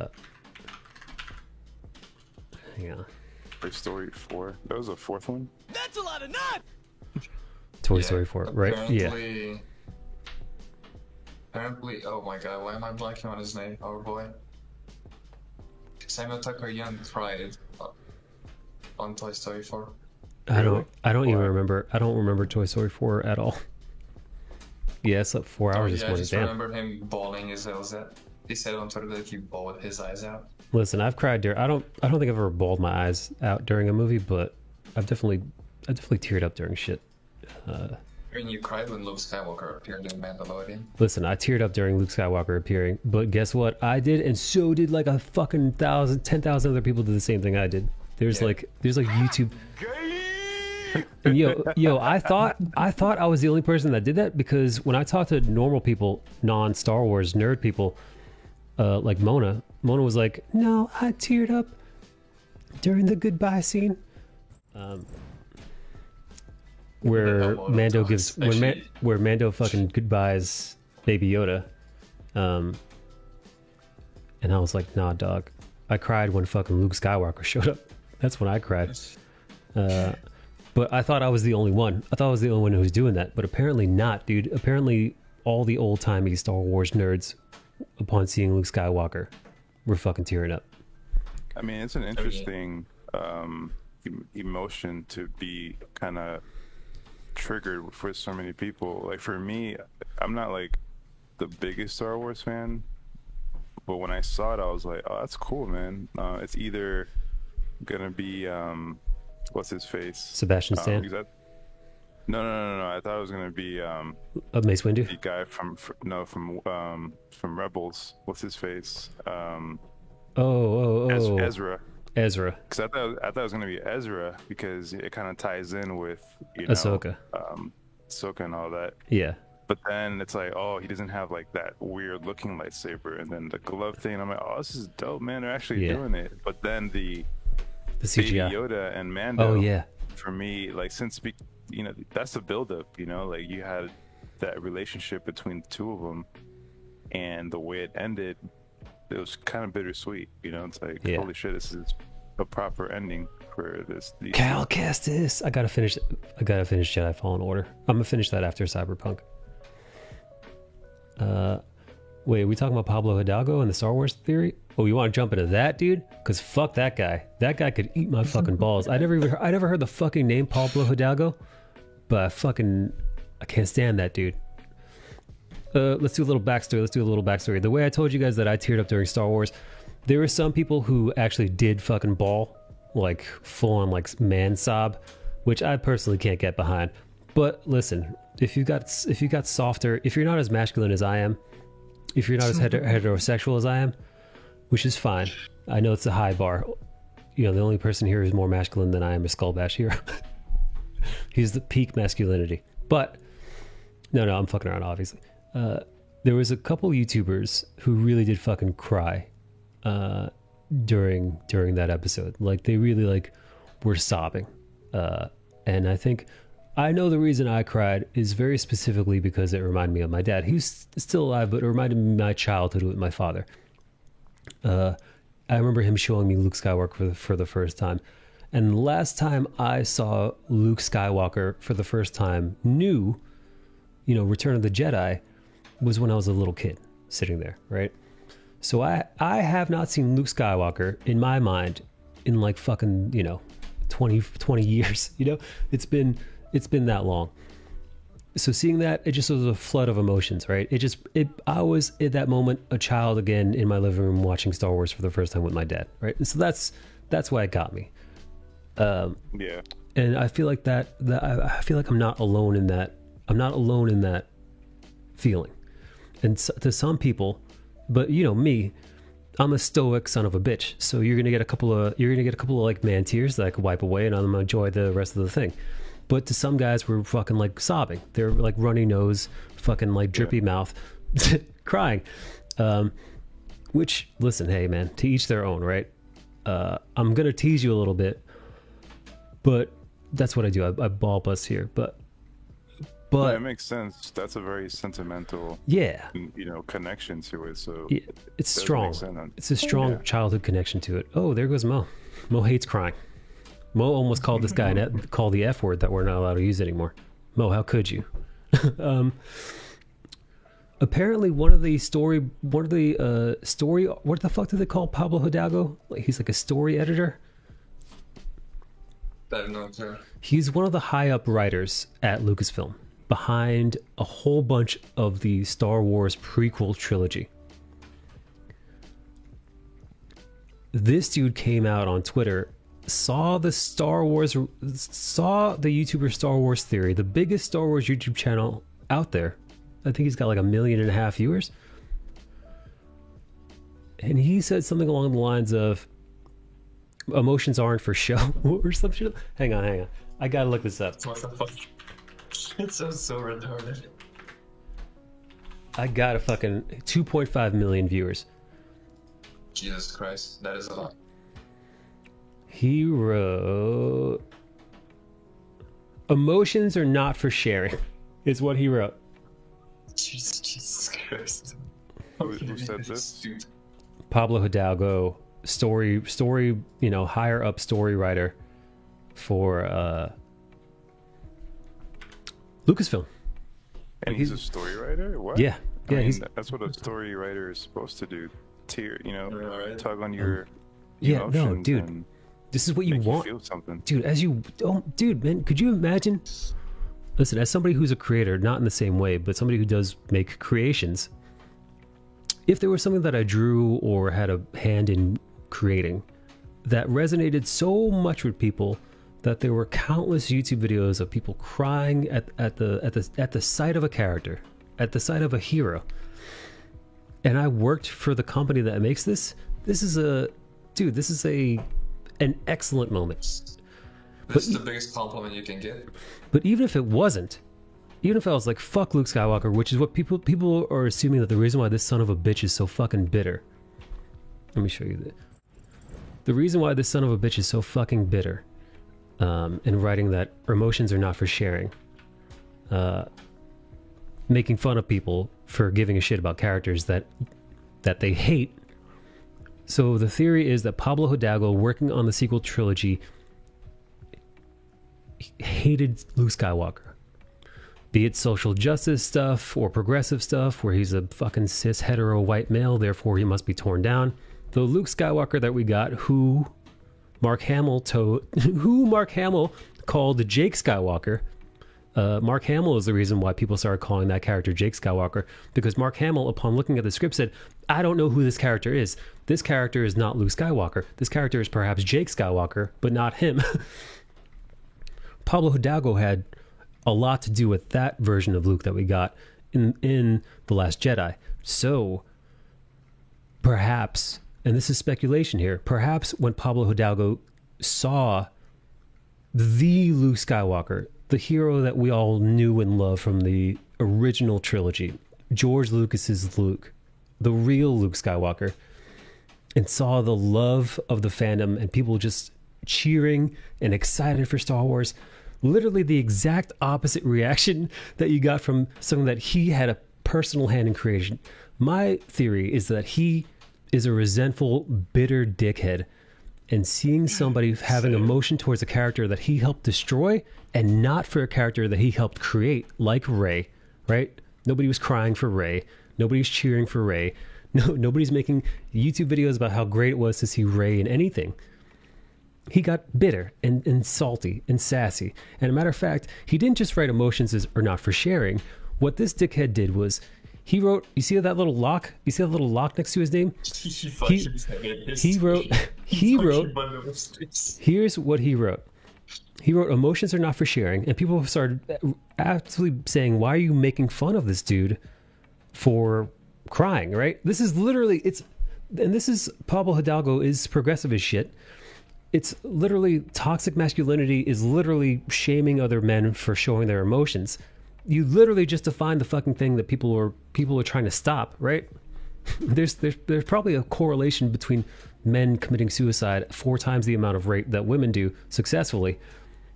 I wouldn't be so shocked if it was because of that whole man up shit, that whole man up shtick can run you into the dirt. That mentality, right? Emotions are not for sharing. That fucking dickhead shitty mentality. This dude's projecting on Twitter, and he got called out for it. So what he decided to do, as the petty dickhead that he is, he took a screenshot of his own tweet. He made it his Twitter banner, and then he locked his account. So what happened was, if you were looking up Pablo Hidalgo and you went to his Twitter page, you would see that his tweets are protected. You can't look at them, and the only thing that you could see is that his tweet on his banner saying emotions are not for sharing. That's how much of a dickhead this guy is. An unapologetic dickhead. And people were rightfully pissed. Star Wars Theory wrote, Pablo Hidalgo is chiming in on this thread, which is making fun of me for being emotional over Luke Skywalker. I don't mind trolls, but I can't see what he said, and I'd hate to believe he would join in as a Lucasfilm official. Can someone who can see screenshot his reply? Well, here it is. Basically, Pablo validating that post and undermining my emotions. Expected more from someone so high at Lucasfilm. That's really shitty to see. He's a jerk. He's a jerk. And even worse, he's a shitty employee. Because could you imagine Pablo Hidalgo worked for you and you were running Lucasfilm, and one of your higher writers is publicly shaming and mocking fans for being emotional about a recent project released by your company. I don't know if that's grounds for termination, but it's grounds for fucking discussion. And I think he got a talking to, because not soon after that, he was apologizing. Yeah, he has a new Prince tweet. Gotta fire him and remove his movies. Theory said he got 2 non-apologies from the company. Let's see. I wonder what George Lucas thinks about that. Is that guy a human? Pablo didn't just write the tweet. He pinned it on Twitter. He made it his profile photo and then locked his Twitter account. So literally when he went there, the only thing you could see was that tweet. And then he attempted to backpedal and say that, oh, he was just goofing off. He was just fucking around. I don't think he was just fucking around. Because this guy apparently this guy has a history of this. I wish to clarify that my post, blah blah blah blah blah, emotion was a sarcastic self-mockery bullshit. We can't all be together in movie theaters or conventions right now, so express yourself. Dude, his boss had a talk with him. There's no, dude, reading this tweet, dude, this is one of those obligatory I have to write this to keep my job tweets. Dude, the only way I know of his name before this is because Ethan liked to troll him a lot. That's the only reason I know of his name. Data Rosa. Here, let's pop on over my screen so you guys can see. So when do we get an apology for these? And then this guy goes to October 4th, 2019. I love Data Racer. Data Racer is fantastic. Data Racer catalogs all these tweets that people write and then forget of all these people who say shit like this. Remember, fandom isn't optional. Like what you like. You don't have to share it with anyone, let alone assholes. Let's see. That's That's why, even though I'm a diehard Star Wars fan myself, I absolutely cannot stand the Star Wars fan base. They're some of the most whiny, toxic man babies I've ever seen. It's always been shitty, but there has been an enclave of scientists uncovering a new strata of shifty hitherto unseen. Yes. I don't know why people in entertainment cannot realize that they live and die by their fandoms and how well they treat such fandom. It's so easy. People are just stupid. Fucking Hollywood, dude. Oh, we lost someone. Oh no, Skullbash is gone. Skullbash. He got too mad.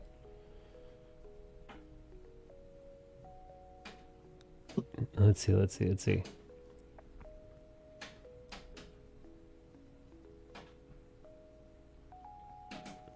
Why don't these shitheads ever block me? Because they need to see my account to make their pennies. Oh, they're not making pennies, man. Your stupidity is funding their kids' college educations. I love it when Ethan, who else was in... Oh, and that Umbrella guy. They love making a point out of how HCW's stupidity is making them money. Did you see Mark Hamill's tweet? I did. Oh man, Mark Hamill's tweets. Let's see. I think I saw it too. I don't remember what the tweet was, but I remember seeing a tweet regarding the end of, the season finale of Mandalorian. Here we go. Here's an article. Here's an article, and it's titled "Mark Hamill and Star Wars fans thank Jon Favreau and Dave Filoni on Twitter." Now, this is very interesting because, to my knowledge, I don't recall Mark Hamill thanking the writer and writers of Star Wars: The Last Jedi for having him appear in that film. I could be mistaken. You might want to look that up, but to my knowledge, that didn't happen. And if it did, it didn't make this kind of headway in the nerd news. Everyone's tweeting, yes. So it goes like this. Mark Hamill writes, "Sometimes the greatest gifts are the most unexpected and sometimes the greatest gifts are the most unexpected and something you never realized you wanted until it was given." And then he has a screenshot. That thing has 250,000 likes. Ooh, let me make sure I like it, dude. Yeah. Sometimes the greatest gifts are the most unexpected and something you never realized you wanted until it was given. Hashtag thank you, John and Dave, right? So this is something he worked on a year ago, and honestly, it sounds like he probably didn't put much thought into this. It sounded like he just showed up, he was on set. This is around the time of the filming of the Rise of Skywalker. He was probably fed up and done. I think he said he was done with Star Wars at that point. And then he did this. Tweets by Dietrich under his own. Dietrich, or however you pronounce his name. This was such an amazing moment. When you first appeared, obscured, my son grabbed my hand and said, "Is that?" And I whispered in a delirium of excitement, "The greatest Jedi that ever lived." My childhood for a brief moment returned. Really satisfying story. Thanks, I like that one. When the X-Wing appeared, my son goes, "Oh, I bet that's Luke Skywalker." Where's that boy right there? And right you are. There's already fan art. Dude, there's already fan art. That's when you know that you've struggled. When there's like fan art as soon as possible, as soon as the thing airs, you know that you've inspired people. You've inspired their imagination, as the late and great Stan Lee said. On behalf of all fans, thank you so much to you and all involved. You gave us something many had been waiting for since we were children. I watched it with my 4-year-old daughter, and she absolutely got the significance. Bullshit. Fuck you. That's bullshit, dude. A 4-year-old doesn't understand the significance of that. But sure. They wrote exactly how he was supposed to be. I hate how they wrote Luke in the last trilogy. He's no quitter or loser. Let's see. This person didn't like the CGI. Genuine Luke Skywalker. The space dinosaur milking attempted murdering of nephews Jake needs to be overwritten as soon as possible. Need a Luke Skywalker and Grogu limited series ASAP.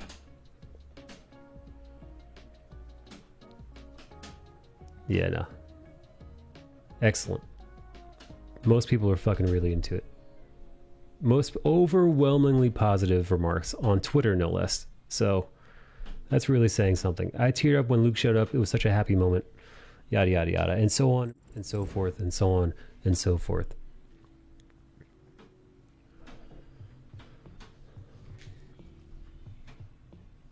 F&F have effectively held Grogu ransom now with this movie.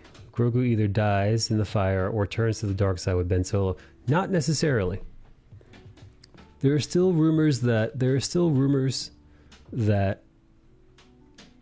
going to be a retconning of sorts. Because keep in mind, man, Grogu, Mando, and now Luke, the return of Skywalker. This is the saving grace. Like Luke as we know him in Return of the Jedi, this is the saving grace of the series. This is the saving grace of the franchise, is what I meant to say. That is right. The franchise hangs in the balance and is reliant on these characters continuing. I don't think it is in Lucasfilm's best interest to just have so that Grogu dies in a horrific fire set by Kylo Ren. Oh yeah, Jesus fucking Christ. Right? I don't think. I would like to think at the very least that that's not a thing that they're going to do. However, that said, Kathleen Kennedy is still at the helm. So, although we got a fucking awesome 2 seasons of The Mandalorian, and it looks like Dave Filoni and Jon Favreau are each working on their own series, multiple series for Lucasfilm in the future, which look incredibly promising and awesome, like Ahsoka. And by all means, should be given the benefit of the doubt, and should be pretty fucking awesome if they put in at least even half the effort that they do into The Mandalorian. And these new series going to be kick-ass. The Ballad of Boba Fett, or whatever the fuck it's called, the Boba Fett Chronicles. That one's going to be fucking... I like the Ballad of Boba Fett better. I also like Boba Fett Chronicles better. Whatever. That's probably going to be fucking kick-ass too, or at least I hope it is. I will say the franchise is still on a razor's edge, man. Oh yeah, it's so sad because there's so much bad faith from the quote-unquote sequels. The showing of Luke Skywalker, the return of Luke as we know him, not Jake Skywalker, not the guy who was slurping down dino juice, but the real son of a bitch being back in the mix. That means a lot for people. That they earned, Jon Favreau and Dave Filoni earned a lot of good faith from the fans. He fucking, by a miracle, Jon and Dave were able to bring back into the fold a lot of Star Wars fans who had completely given up on Star Wars after the Disney prequel trilogy. You know how you said that people weren't excited and crying about Rey and Kylo? But there are millions of views on videos that are showing how poorly they're written. True. Let's see. If the film The Last Jedi is correct, where is Grogu? Right. Where is Grogu? Correct. So Grogu, they did not show Grogu in the comic book story of Kylo Ren's comic book origin story. They don't showcase Grogu in there whatsoever, obviously. And they explain the way how the temple was burned and all that shit. Personally, I think they're going to retcon Grogu. I don't know if they're going to retcon the entire trilogy or just what happened to Grogu and the rest of Luke's academy. Other people have speculated that Luke Skywalker was lying to Rey the entire time solely to protect Grogu. Like, that's what they were going to do. The reason why Luke is on that planet and the reason why all the stuff that happened in the trilogy was a farce. Like, Luke did all those things, but his reasoning behind that was farcical because he was helping to save Grogu or whatever the fuck else. It's flimsy. the real thing is nobody knows. Nobody knows. Everybody's speculating. People have assumed that Kathleen Kennedy would have lost her job by now. However, she hasn't. Things are up in the fucking air. I don't know what's going to happen next, but I will say, as excited as I am for what's going to be happening next in Lucasfilm, at least in regards to any series and movies coming out in the upcoming years, this is a treacherous, tumultuous time. By all accounts, there is a certain, I guess you could call it a slight civil war brewing in Lucasfilm. Apparently, the rumor mill goes like this. There are currently two factions right now at Lucasfilm. There are those who are loyalists to Kathleen Kennedy, and there are those who are loyal to Dave Filoni and Jon Favreau and Lucas, because allegedly Lucas is still around as well. Who's going to come out on top? Who's going to win? I don't know. The optimist in me obviously would love nothing more than more of this. Revitalization of the franchise. A return to form. But I don't know. It's too, as long as, I'll say this, as long as Kathleen Kennedy is at the helm of Lucasfilm, there is no guarantee. Every show that is coming out could be fucking awful, could be terrible, could be undone, could be made meaningless.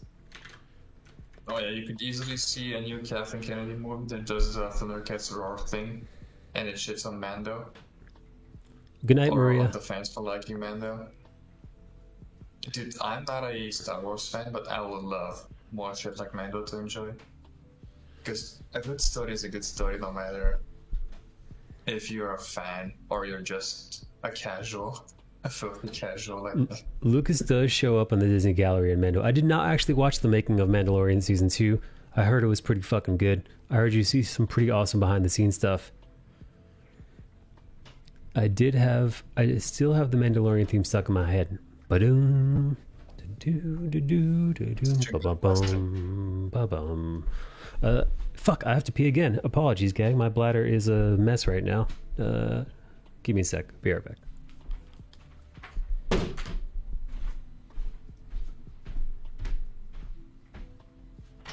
And now that you mentioned it, I also feel like I need to pee. but I'll stay until he comes back. Hopefully he's just going to pee, not pee, go talk to the wife, go grab a snack, maybe pee again and then come back. Dude, this podcast was probably like the most roast-heavy podcast we've done. Or the most roast-heavy stream we've done.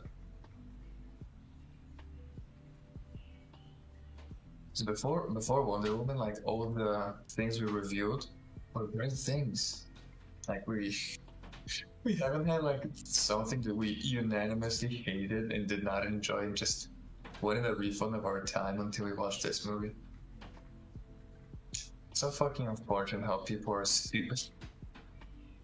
Unfortunately, Disney Plus isn't available in my region, but the 7 Seas are available in any region. Rory's gonna be in his 70s by the time the Academy is supposed to be destroyed. He already has years of training. How long would it take for him to finish and go off on his own? I don't know. I'm not a Star Wars nerd. I ain't a nerd. Yeah, he could have left on his own mission. I would not be bothered if they retconned the fuck out of the Disney sequels and they're like, no, that did not happen. It was a dream. Even you going to the cinema was a dream.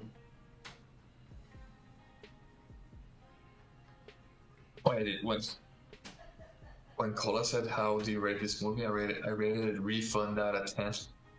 The only way I could have gone for this movie was because I was playing Final Fantasy XIV on the other screen.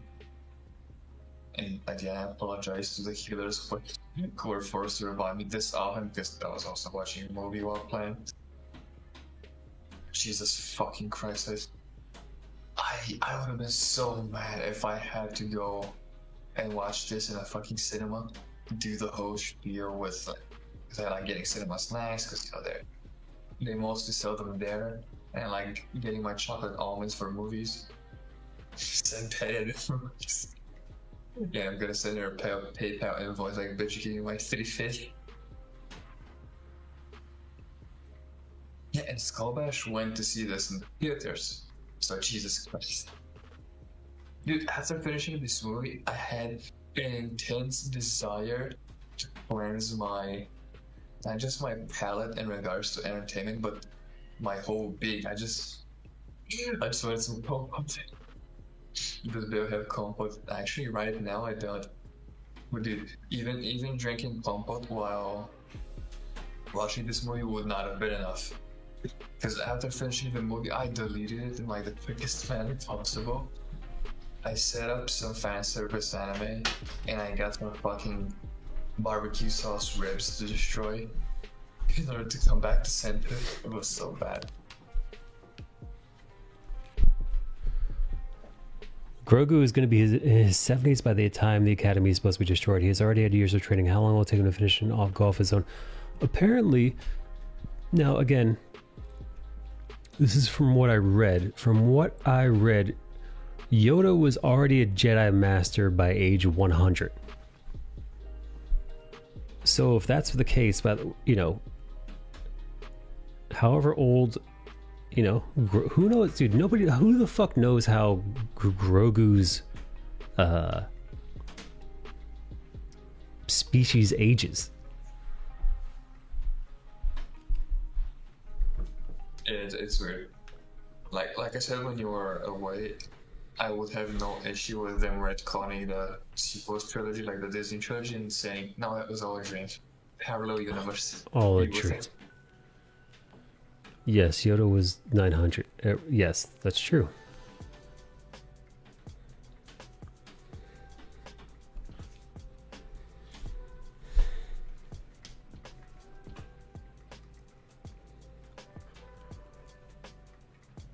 Grogu reminds me too much of Goku. Yeah, but who gives a fuck about Goku that isn't a weeb?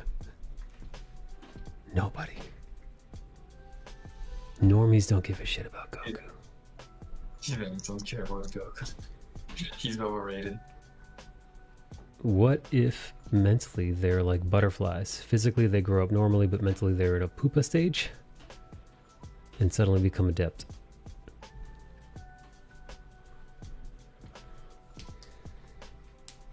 I don't know.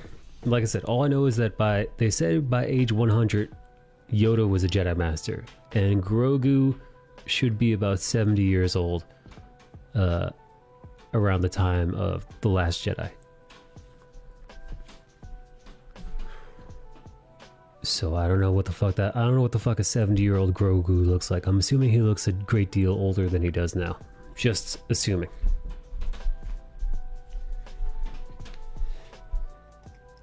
Phew. Man, these guys are fun. I like the fucking Jake Skywalker thing. It's so good. Well, 50-year-old Grogu looks like he's 4. So somehow, within the next 50 years, I don't think he's going to be an 8-year-old, man. In another 50 years.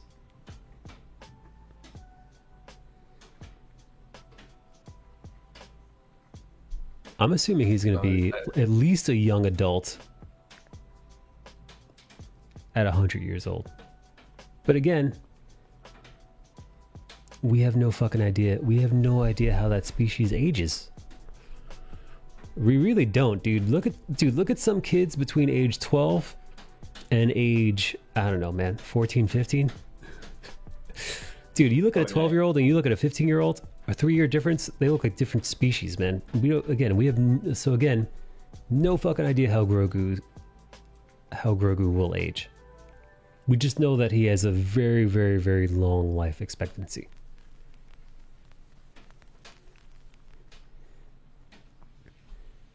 I just wish for them to do it right. He could have been in stasis, sure. I don't care how, just do it right, just make your fans happy. Yeah, I really haven't the foggiest fucking idea of how they're gonna do it. I have faith in Favreau and Filoni, though. I have absolutely no faith in Kathleen Kennedy, however. Rest in peace, Yaddle. Apparently, according to lore, according to modern lore a la Jedi Fallen Order, Yaddle is still alive.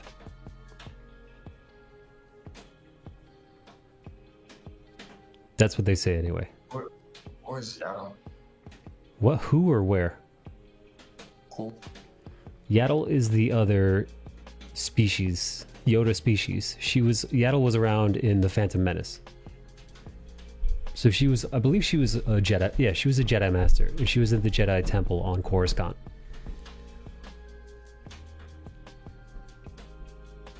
Coruscant, rather. Coruscant? However the fuck you say that fucking.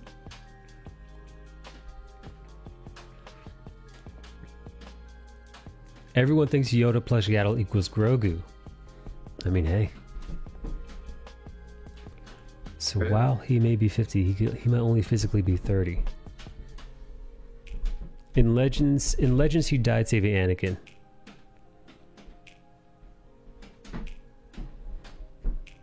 She was on the council. Right. Well, she died in Legends, but that's not the current continuity. Current continuity is I'm assuming she's alive and well. Again, according to Jedi Fallen Order.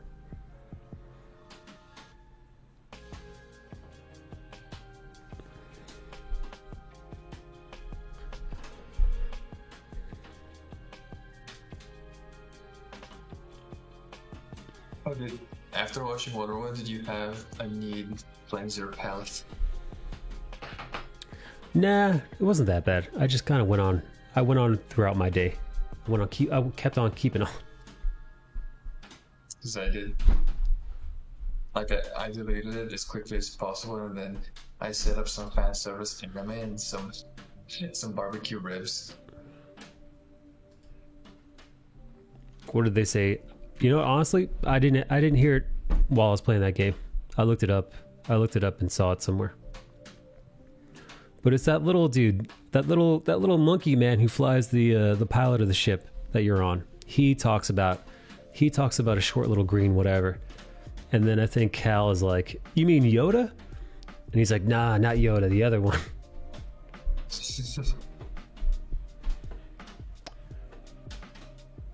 Yeah. So people are speculating that she's alive somewhere.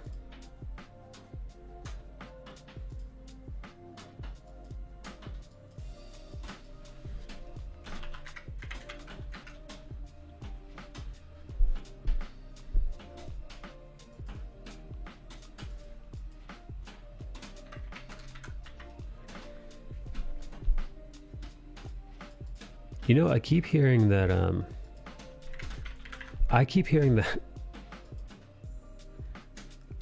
Tobey Maguire. Tobey Maguire is the one holdout in the Spider-Man movie. The upcoming Spider-Man movie that's Spider-Man 3 and any future Sony Spider-Man film or Spider-Verse movies, even hypothetically the next Doctor Strange movie. The rumor is that everybody is on board, from Alfred Molina to the dude who played the fucking Sandman, whose name I forgot, to Andrew Garfield, Emma Stone, Kirsten Dunst, a lot of them, Jamie Foxx, all on board, all ready and set, locked and loaded, ready to reprise their roles from characters in the greater Spider-Man universe. The one holdout, for whatever reason, is allegedly Tobey Maguire. The one motherfucker who hasn't signed on yet. They've caught him going for costume fittings. They've caught that motherfucker going to the costume shop to get fitted. But that's it.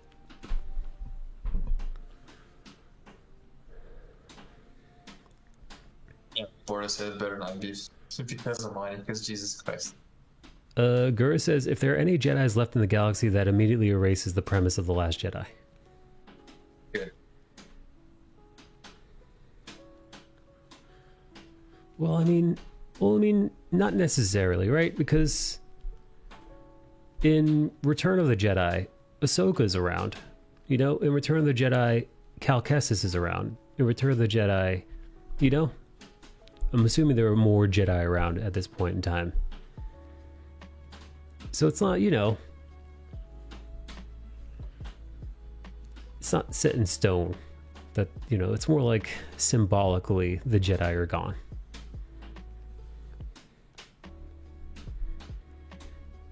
It better not be because of money. If that fuck ruins this for everyone, I'm fucking bullying Maguire.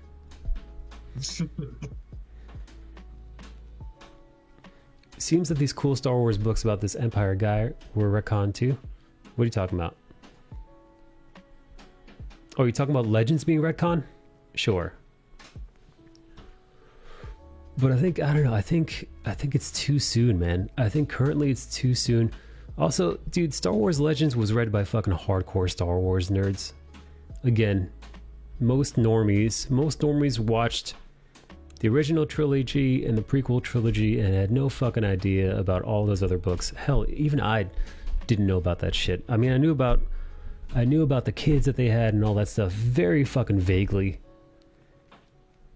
And I like Star Wars enough, but I just didn't give enough of a shit to read the extended universe stuff. It just wasn't in my wheelhouse. I didn't, you know, I wanted to see them on screen.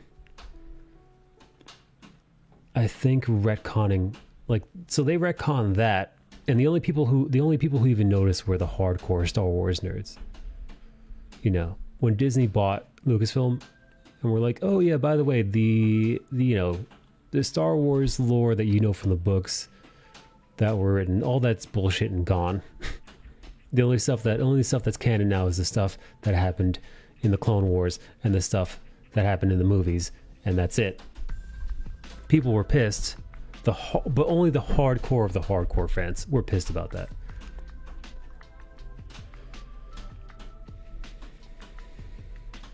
Maguire isn't getting any roles, if any, so if he wants to milk this, he's getting divorced and losing what money he made from Spider-Man. There were rumors about Pascal quitting Mandalorian over limited face time. I'll take that with a grain of salt. Well, apparently all those rumors came from Grace Randolph. And apparently they were saying that Grace Randolph is completely full of shit. And it was not true. All that Mandalorian stuff apparently was bullshit.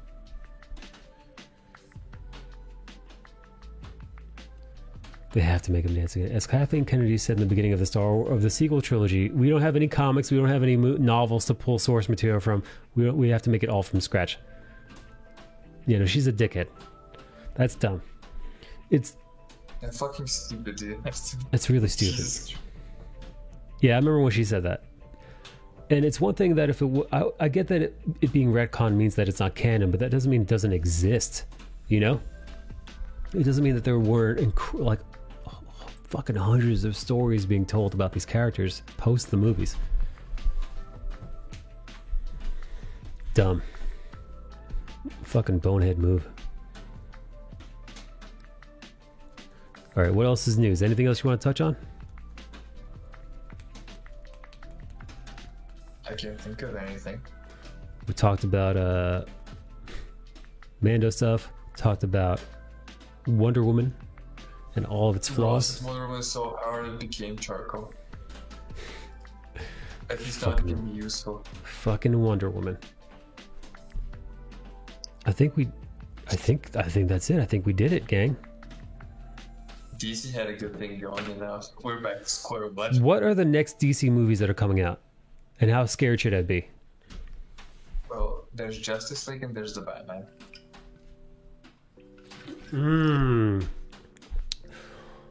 Now the Batman, there have been some rumors about Pattinson coming out this week.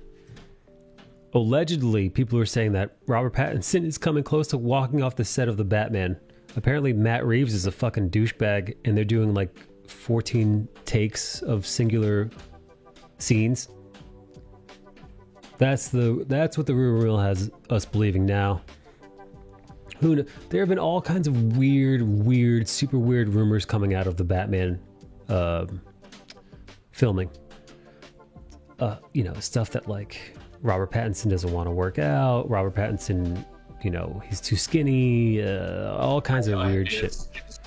Like, if you're called for a superhero role, you should be ready to do Right. intense amount of working on Ezra Jackman. Look at fucking Hugh Jackman. The guy was in his like what mid-40s when he did the last movies of. Well, it depends on the hero, though, right? It really depends on the hero, to a certain degree, right? So, like the Flash, Ezra Miller in the Flash doesn't have to be fucking ripped. He doesn't have to be as big as Thor. Matter of fact, Ezra Miller being as big and as jacked up as the Thor would be retarded. That would be stupid. That would be dumb. Nobody wants to see a super jacked looking Flash. So like it depends. Still needs to be somewhat. It depends. Like he can't be fucking skinny there. Dude, for Michael Keaton in the Batman movie was fucking probably weighed 120 pounds soaking wet, but we all believed he was Batman. So like again, there are limits to this. Wonder Woman isn't jacked. She's built like a Hollywood actress with maybe a little bit more muscle than them. That is always going to be my impression. That's because you're a fucking F word and you like women that look like men. But to most normal heterosexual guys. But here's the thing, dude. Wonder Woman's power isn't tied into her muscles. The same as Superman. Wonder Woman doesn't have to be super buff. She's fucking magic. Her powers are magic. She could be... Matter of fact, Wonder Woman could be a fat pig and she'd still be able to do the same stuff that you do now. Diabetes Wonder Woman. Yeah. Wonder Woman just has to look hot and punch things. Anyway, the Batman... I don't know, man. The rumors are going full kilt. I don't know what to think, man. Who knows? Rumors, like I said, with the Grace Randolph stuff, Grace Randolph swore up and down, and people copied and pasted exactly what she said, that Pedro Pascal was walking off the set of The Mandalorian, and that we are all going to see that the fallout to him having a hissy fit about not wearing his mask on set, and that we're going to see while watching The Mandalorian that it's going to become completely the Boba Fett show, which turned out to be absolute bullshit. The Boba Fett show is taking the time slot of the next Mandalorian. It's taking the December release of the next Mandalorian. But guess what? Mandalorian Season 3 is being released exactly after that. So we're good. So what the fuck was the kerfuffle? What was the rumor mill about? That's what people are saying, that Grace Randolph is full of shit. That you should take everything that she says with a rock full of salt. Get a whole salt lick and bring it home. I also hate that they retcon the Force Unleashed games. That Lucasfilm himself said, you know what, that's canon. I like that. Well, is that dude still running around? The Force Unleashed guy? Well, I guess that guy's not canon anymore. Fuck. They should make that guy canon. I think the Batman is the most flexible. He has been skinny, muscular, gigantic. I think you could do a very lightly built Batman. Like, you could put Batman in a slight muscle suit. Like fucking, like what's his face, dude? Like the dude from Homelander, dude. Homelander is wearing a muscle suit. He's not that jacked. Fucking Shazam in the movie Shazam. That guy's in good shape, but he's wearing a muscle suit too. Again, it looks a little corny, but you get used to it. You could put Robert Pattinson. If Robert Pattinson is built like a scarecrow, you could probably put him in a slightly muscular suit and make a ninja style Batman. It's fine. I don't know, man. These rumors, they sound like bullshit to me. No, I do think there's a threshold though, right? I feel like if Robert Pattinson shows up completely emaciated, look like a heroin addict, You're the best. and he'd signed on to be a certain way, look a certain way. What's up, is Crippler? Cryptor, then I think it's part of his job, dude. You know, like same thing. Like, listen, Thor, Henry Cavill. If you sign up to play a role and look a certain way, then sure. But who knows, man? What these actors? Who knows what the rules are? Who knows what they sign on for? Who knows what's in their contract? Star Killer is OPAF, but could play into the whole creating Force sensitive being. I don't know. Star Killer. What's that? His name was Wait. Dude. Darth Vader's apprentice from The Force Unleashed? His name was Starkiller? Ooh. Wait, isn't he... Wait, is he the dude that was actually so powerful he was able to actually move a fucking... one of the Imperial ships? Or is that someone else? If you remember The Force Awakens Death Star clone. Momo says yes. All right, so Momo, you gave Wonder Woman a 3 out of 10. Momo, what did you give last night's sexual escapade? How much did you give that? 1 out of 10. Star Destroyer, yes. The real podcast. That was him. It was dope though. Yeah, that motherfucker was super powerful. Maybe they would have to, honestly, dude, they would have to probably depower him a little bit for the movies. There's only so much you could, you know, super OP characters. You write yourself into a corner. Oh yeah, you use OP characters as your pyro. Yeah, there's only so much you could do, which is why, you know, people were upset that hardcore Marvel nerds were upset that they nerfed the Hulk a little bit in the movies. But you have to, man. You can't have World Breaker Hulk. Or even the Hulk from the comic books show up in the MCU. It just, the power levels don't fit. You know? It just wouldn't work. Although, I think I'll get yelled at if I say who it was with. Uh-oh. Mono was, Mono means Mono was banging her ex. I think that's what that means. Great show, Mike. I gotta run.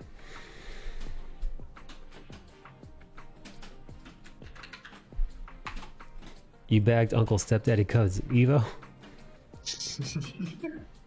Oh no, not Cousin Evo. Not Cousin Evo. Evo. If we had to choose between ZX or Evo, we'd rather go with Evo.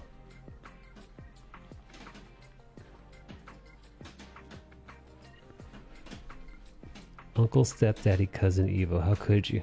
She took his virginity. Oh, all damn time. Alright. Alright. No, not Evo. Although that might lower him to coffee. Yeah, he loves coffee. Alright. I think we've said all that we can say. I'm gonna hang out in the Discord some more and party. I'm gonna party down. I'm probably gonna be playing Cyberpunk in the Discord channel if you guys want to keep hanging out. But I think we said all we're going to say about the movie that was Wonder Woman 1984. Wonder Woman, I wish you weren't here. You guys have been awesome. If you guys want to come hang out in the Discord, I'll be in there. No pressure. And I'll see you guys on Monday. Thanks for being here. Thanks for watching. If you missed part of our podcast, it's gonna be here right on YouTube, so you can rewatch whatever you missed. Thank you guys. I'll see you guys. Have a good rest of your weekend. Have a great weekend. See you on Monday. Cyber.